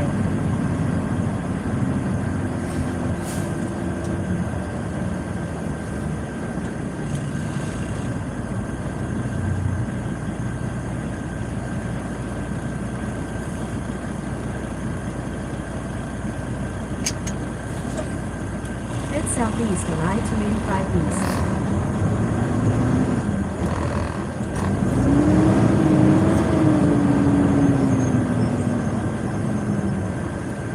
In 1,000 feet, use the right two lanes to take exit 33B for I-85 North toward Greenville.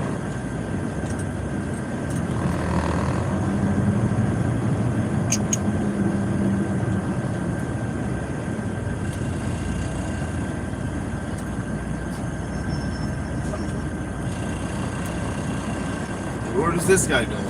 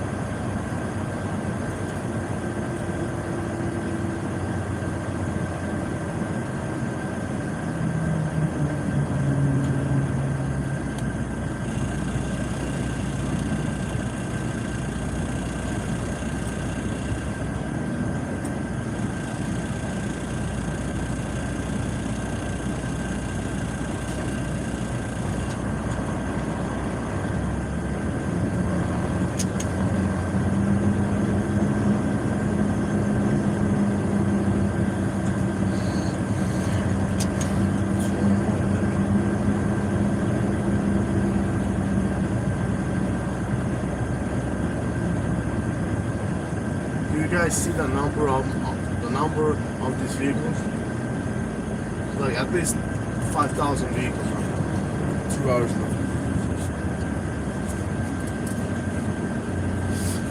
We're slowly making progress, inch by inch.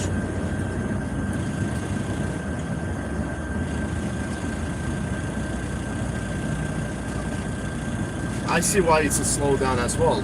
Most of the people at this junction are trying to merge into our lane. That's the example right there. Yeah, because these bastards, they do it on purpose. They cut in. Yep. And it just creates this fucking pattern of slowdown.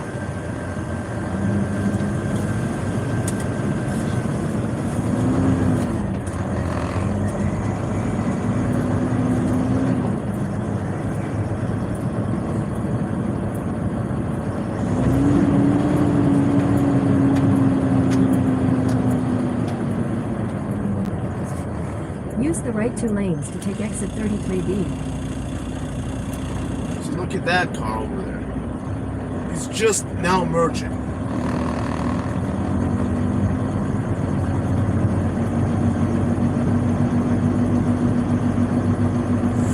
Fucking morons, man.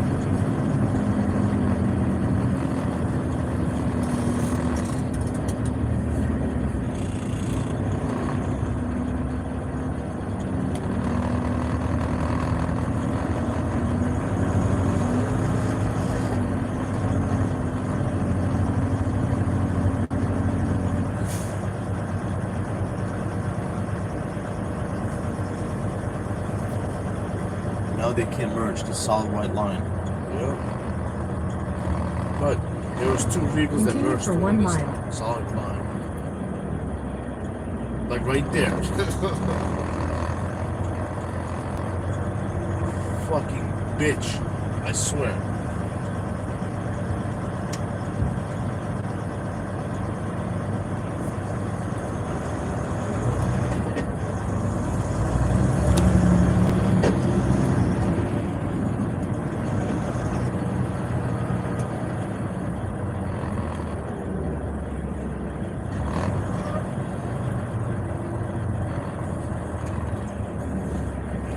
Elevated Empire. We'll do that same thing. Elevate the CRV and put lights.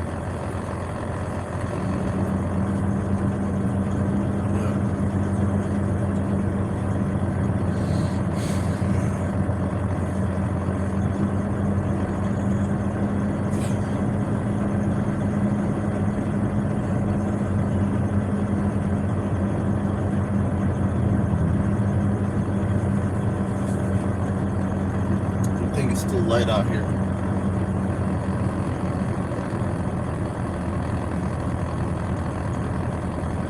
Right now, at this moment, Atlanta is gridlocked.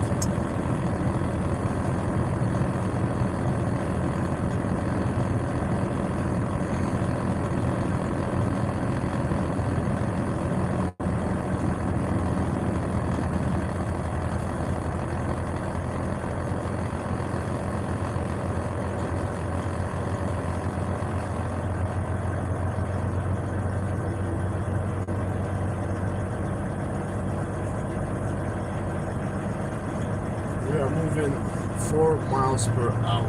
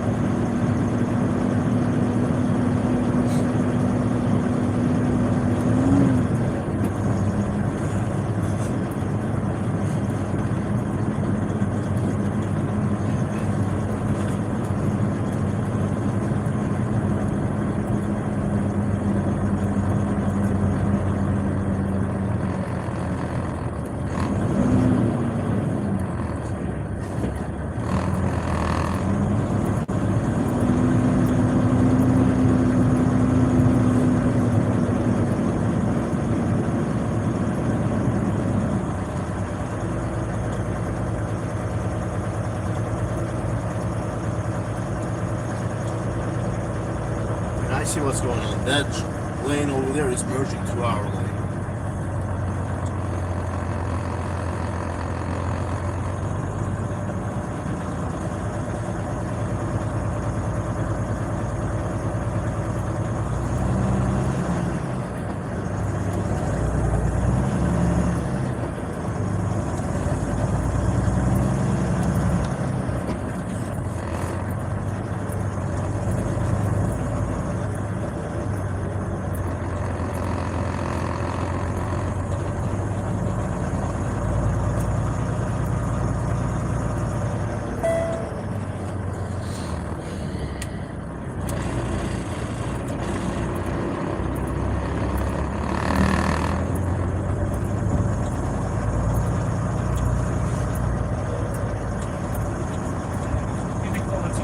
Absolutely. And ruin women's dare you tell me?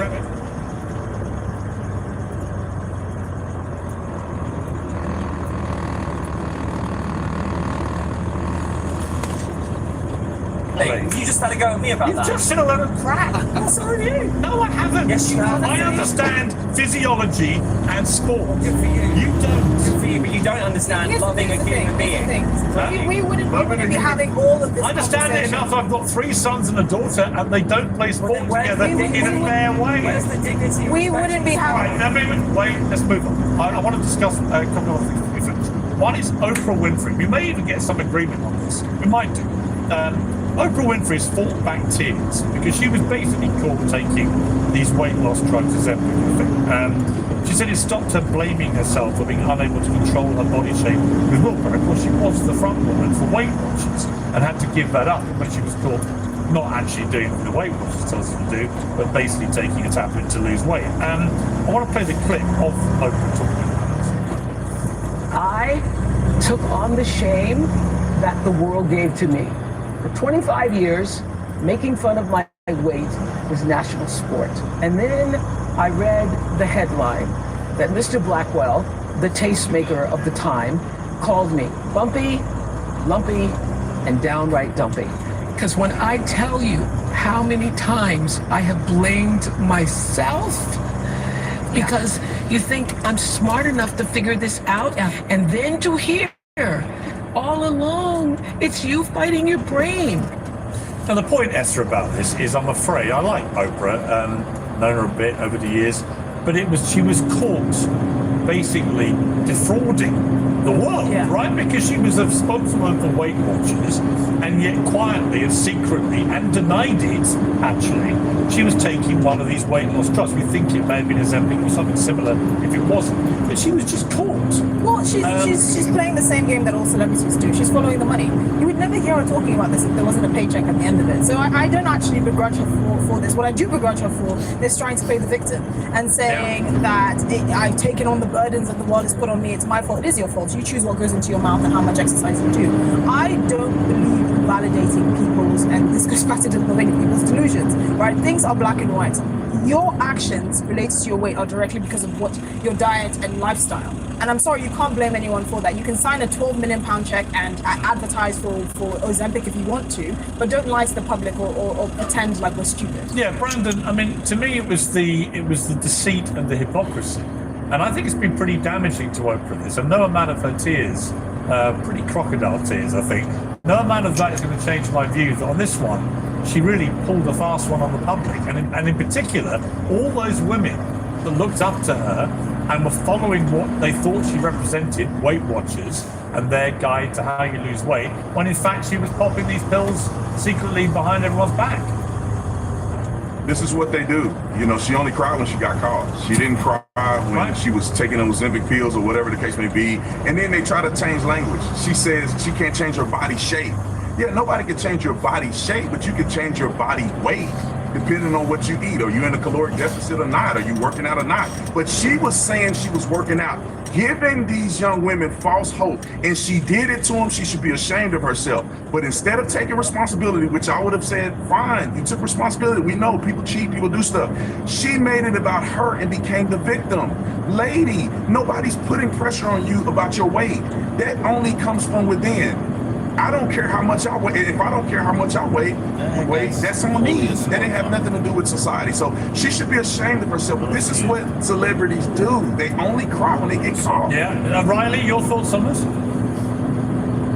Look, I don't really have a problem with someone taking Ozempic. There's been a lot of people in my life, people who I know and love, who have resorted to Ozempic, people who I know work hard. I know they exercise. I know they try and eat right, all the things, who had a harder time losing weight, and they've been able to keep the weight off with Ozempic. So, I mean, not necessarily my cup of tea, but by all means, I guess, as long as, looking at long-term effects and different things. I don't think we know those yet. Again, why I would never participate, and granted, I'm healthy, I'm fit, I'm active, so I don't have a problem with Ozempic. But just as you all said, I have a problem with deceiving the public, getting people to buy in wholeheartedly into this program, into what she's trying to sell here, which again, bottom line, what she's trying to do is trying to sell something. That's what I have a problem with. Let me come and see if we can finally reach. In 800 feet, use the left 2 lanes to take the I-85 North ramp to Greenville. What we've done here is honourable, has integrity, or isn't anything other than a massive deception. This is a woman who's had to live with so much shame about her body. Use the left 2 lanes to take the I-85 North ramp. Yeah. What the hell is wrong with all of you horrible trolls? Wow. Leave Oprah alone, my God, who cares? Listen to lying. Guess what? Continue on I-85 North for 152 miles. You still are angry at Oprah for destroying your beloved royal family by sitting down with Meghan and Harry and just Oprah lazy attack. Oprah did my first show at CNN, couldn't have been nicer to me. I've always gone on this what one. a backstabbing bitch you are. Because Hey, James, be kind. Lazy attack. Oprah did my first show at CNN, couldn't have been nicer to me. I've always gone on great with Oprah. On this what one, a backstabbing bitch you are. Because Hey, James, be kind. You're not being kind here. This is Mr. Listen, Kindness. if you punch down, I will punch back. I will punch back. Here he is, Mr. Be Kind. You backstabbing little bitch. Sorry, did you just do a gay impression of me? Because that's the James Bond impression. I didn't even know you were gay. Sure you didn't. Your sex doesn't interest me. Finally, I want to end with this. James Bond. Apparently, the person tipped to be James Bond is Aaron Taylor Johnson, who is famously he's married to a director who is 24 years older than him. He took her name when they got married. He's a kale eater. I mean, all of this is ringing alarm bells to me, I must say. He says, I'm being a feminist. I'm happy to say I'm a feminist. Being a feminist is just believing in equal rights. Man, woman, gay, straight, black, white, all together. So we got a kale eating guy with curly hair who took his wife's name. Right, where does he sit with this? Glad we made it out of here at I don't know if this is a good representation of James Bond. But look, hey, I can honestly say I'm not a huge James Bond fan. I don't know if I'm the most qualified to talk on this, but I do know that's not a good representation of who James Bond is. The thing is, I obviously, here's the thing, actors are not required to stay in character when they're not on set. I'm told he's a very good actor. That being said, I suspect some of his beliefs will filter into the film because the last James Bond film, Daniel Craig was crying. Yeah. So I suspect... I mean, Brando, I don't know about you, but I'm just not sure I can have a kale-eating James Bond. Maybe the Dutch eat kale, actually. It's quite popular in gender roles so heavily. What's wrong with someone eating kale? Well, because it suggests they may have vegan tendencies. What's wrong with that? Kind of a vegan. Save the planet. I mean, they're soft. That's what it comes down to. I mean, they're soft. You know, I believe in a man's man. I don't really like these feminine guys who they don't seem to be. God, men too need fiber. Anyway. They don't seem, I know it's okay to eat fiber. I'm just saying the insinuation that the guy got curly hair, he looked like a softie. Yeah. He's trying to play James Bond. There ain't no real man. Listen, even the gentleman on here that calls himself gay, there is no situation that you would find yourself gay. What's wrong with you? I have sympathy for the people in the comments right now. They're like, what is going on? Why is this guy? You know, we don't even know actually. Brandon, to be fair, we don't actually know whether this guy is going to be James Bond. All right, guys, we're finally getting out of this mess. Getting out of Barbara Broccoli will not be appointing James Bond as 007. Maybe she should. Because there is a limit to what kind of man's man we want as 007, and it ain't James Bond. Thank you to my panel. That was very lively. But it's also not you. We definitely kept it. Whatever your business needs, Vistaprint can print it. like packaging for tape to thank you cards, or merch from t-shirts to caps, even a logo that you can put on all that. Because with Vistaprint, printabilities are endless. New customers get 25% off at Vistaprint.com.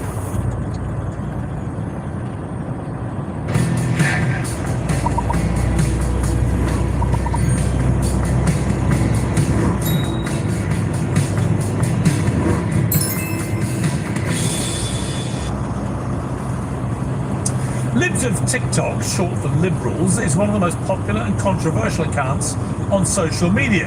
It highlights examples of LGBT excess posted publicly by, well, libs, such as this recent post of a man in a dog's mask with a comment, "There's a serious mental health crisis in this country." Ohio Rachel is the creator of Libs of TikTok. This weekend she sparred with Washington Post reporter Taylor Lorenz, who was mystifyingly wearing a mask outside. The encounter went viral and was variously described as unhinged, cringeworthy and agonizing, with both parties being on the receiving end of all of those criticisms. Here's a taster of what she said. I'm asking you, why is it that people have to live under your sort of view of gender? And It's not my view, it's science. It's facts, it's biology. There's nothing logical about chopping off kids' body parts. There's nothing logical about giving kids porn in school. The whole trans is it's based on a lie. You can't change your gender. Personally, my feeling is that I believe in personal liberty. I grew up in a town where a lot of people, for their middle school graduation, women got nose jobs. I was just wondering, out of all the books that you've sort of tried to get removed, how many have you read? I've read a couple of them. Which ones? Genderqueer. I've read This Book is Gay. My Shadow is Pink. And what do you consider gay porn in these books? This is a blowjob. In the conservative movement, there's this ideology around sort of white nationalism, which is obviously kind of a hardline ideology. How do you feel about sort of aligning yourself with those people on account? Not all cultures are equal. But let's just get back to the Great Replacement stuff, because I'm curious, what are your thoughts on that whole ideology? There were some months over the past 3 years that there were more illegals coming into our border than children being born. They're importing people who want to destroy America. So is Libs of TikTok really hateful, or just shining a legitimate light on woke insanity? In a moment we'll discuss that and more with tonight's pack. Here in the studio, the Sensor contributors Esther Bradford, Aiden Santina, and in New York Fox Nation Post author Enough Said, my friend Tyra. First, I'm joined by the Libs of TikTok creator, Ohio Rachel. Well, hi, thank you very much indeed for joining me on Uncensored. I've got to say, I read a lot of your tweets, and the ones that I absolutely love are where you expose rank hypocrisy, where you simply show people a statement by a liberal, normally about something to do with the right wing or conservative arm, and then you have a response which just highlights the hypocrisy. Garrett, thanks so much for having me on. It's great to be here. There's a lot of hypocrisy to expose, and it's part of the reason why they hate me so much, because I'm just sharing themselves in their own words and pointing out their hypocrisy, and they can't handle seeing that. Yeah, I mean, you've become a hate figure, and a figure that's very popular as well. How do you deal with the reaction? And you've got an aggressive interview there with the Washington Post journalist. Do you care? Does it deter you? No, not at all. The hate actually keeps me going because the people that hate me are the most vile people on earth, and the fact that they hate me tells me that I'm doing something right. I would actually be upset if the people who are pro-genital mutilation and pro-giving kids porn in school and pro-sexualizing kids, I would be kind of concerned if they liked me. Right. I mean, many people will watch this and they'll agree with you. Do you think some of the ways you express yourself have crossed the line? Are there any of the tweets you've done where, with hindsight, you would have phrased things a little differently? No, I stand by every single one of my tweets. I'm very proud of the work that I have done to expose the sexualization and grooming of children and to expose the hypocrisy of the left. Okay, well, let's bring in the panel here to discuss this. Ava, I mean, it's a hugely popular account, this, various accounts, but it's hugely popular. What do you think of it? I find it quite hateful, but I think that's the intent, right? Because people are addicted to receiving click gratification, and they like to be retweeted and they like to be liked online, and a really good way to go about that is to stoke fear and to stoke loathing. You know, that one video you just showed us, Sarah, of that person in a mask, and he's, you know, they are like poring over a couple of slices of bread. Yeah, that's totally nuts. But does that person deserve to go viral and have their life destroyed? Probably not. It's very weird behaviour, but it's almost like capital punishment. But there's a lot of people on the woke side who are also extremely hateful, and, you know, pricking their balloon actually could be a valuable public service, exposing the rank hypocrisy of much of the woke insanity in terms of the way they express themselves. I think is important. What have we actually exposed here? Have we not just exposed some people are quite strange? I mean, is there any actual humanitarian good from posting these people online? Well, I think what happens is when you tend to be on a corner of social media, you don't even want to be there, but you're in an echo chamber. So actually the algorithm doesn't allow you to see these things. The fact that this website or the Libs of TikTok just repost things that are already posted by Libs, I think is quite telling. It's not fabricating things that don't exist. I do appreciate it may not be helpful to say something. Someone who's clearly mentally unwell is mentally unwell for it to go viral and for them to be trolled on the internet. But I think the fundamental premise is it's not making stuff up. These are things that exist. This person arguably put it on social media. If he goes viral because another account retweets it, what's the point? I kind of agree. I mean, it's bringing Taurus. I mean, Taurus, there is a lot of it. Continue on I-85 north for 147 miles. I'm actually.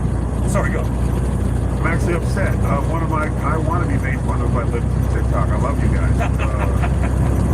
I think you need to open up. I need to open up Libs. You need to come after conservatives also. There's a lot of dumb shit coming out of people's mouth, and I think the biggest thing is just hearing that argument. I watched that interview. I watched the interview, and here's the thing: it's freedom to speak. Whether you like it or not in America, you're not going to like everything. People go after you. I think what Libs is doing is they're just putting a mirror on you. Now, if she was just writing the stuff and just doing what everyone else is doing, basically the parrot procedure, the woman that she's arguing with was basically saying, have you read any books? I'm willing to bet the woman that said that to her didn't, because she didn't give her any name. So I think what has to happen is, if you're in situations like that, I don't think any book should be burned. I do think, though, there should be, just like anything else, a pack of cigarettes. In America, you got to be 18. If there's a book that has high sexual content or instructions or biography, it needs to be labeled as such. And if a child is curious or has those questions, that's a book that needs to be checked out with their family. So there needs to be access to those things, but we need to remember to be adults in the room.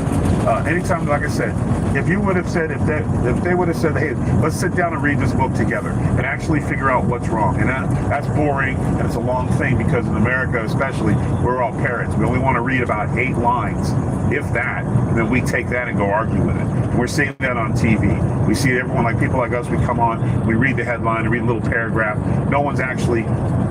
So you got to do the work. You got to go find the books, and then you can have a real conversation. We don't have real conversations anymore. Yeah. The parrots repeat stuff. Whoever barks the loudest gets the most likes and tweets. So Libs is not doing anything that CNN doesn't do, every news media doesn't do. Look for a gotcha moment. Someone said something, they take it out of context, replace it. Here's the thing: the Libs aren't even doing that. They're just putting it. So keep doing what you do. But I'm sure if you watch me, you can make fun of me on something. Like my arms are crossed on TV or something. Some of the tweets have had repercussions. You know, they've led to people being harassed, they've led to threats and so on. Do you have regret about some of the consequences, albeit they may not have been your intention? Well, I don't think it's fair to say that my tweets led to harassment. You know, the media, they like to accuse me of violence and bone threats and stuff, and there's no evidence that it's my followers doing that. It's just, I mean, if I'm responsible for any of that, then the media is responsible for the death threats that I get after they report on me in a malicious way. So I don't think that that it's accurate to say that. And when you say, for example, that not all cultures are equal, what did you mean by that? I mean, if you look at what's going on in the West, they're importing the third world, and there's constantly videos all over. It's very easy to find. And I think if you import the third world, you're going to become the third world, and it's scary. And I think I explained it. You played the clip here. we're bringing in people who don't want to. Taylor used the term melting pot, but they don't want to join the melting pot. They don't like America. They don't like what we stand for. Okay, Ava, you were saying that was disgraceful. Why? Well, I'm just sort of confused because I'm not really too sure what you're adding to America or what you're actually contributing in comparison to this, this quote unquote importing third world. What are you talking about? People who migrate to America or people who migrate to the UK and then, I don't know, work in your health service and, work for you. What are you actually contributing? Just because the colour of your skin is white doesn't mean that you are somehow more valuable than someone else. That's not what she's saying. I mean, it is what she's saying. Because it's not what she's saying. I never mentioned skin color. You did. You said importing the third world, and we know what those connotations mean. Let's not play stupid here. We know exactly what you mean. No. You are adding. I didn't get that. You from deny that. those videos that are constantly all over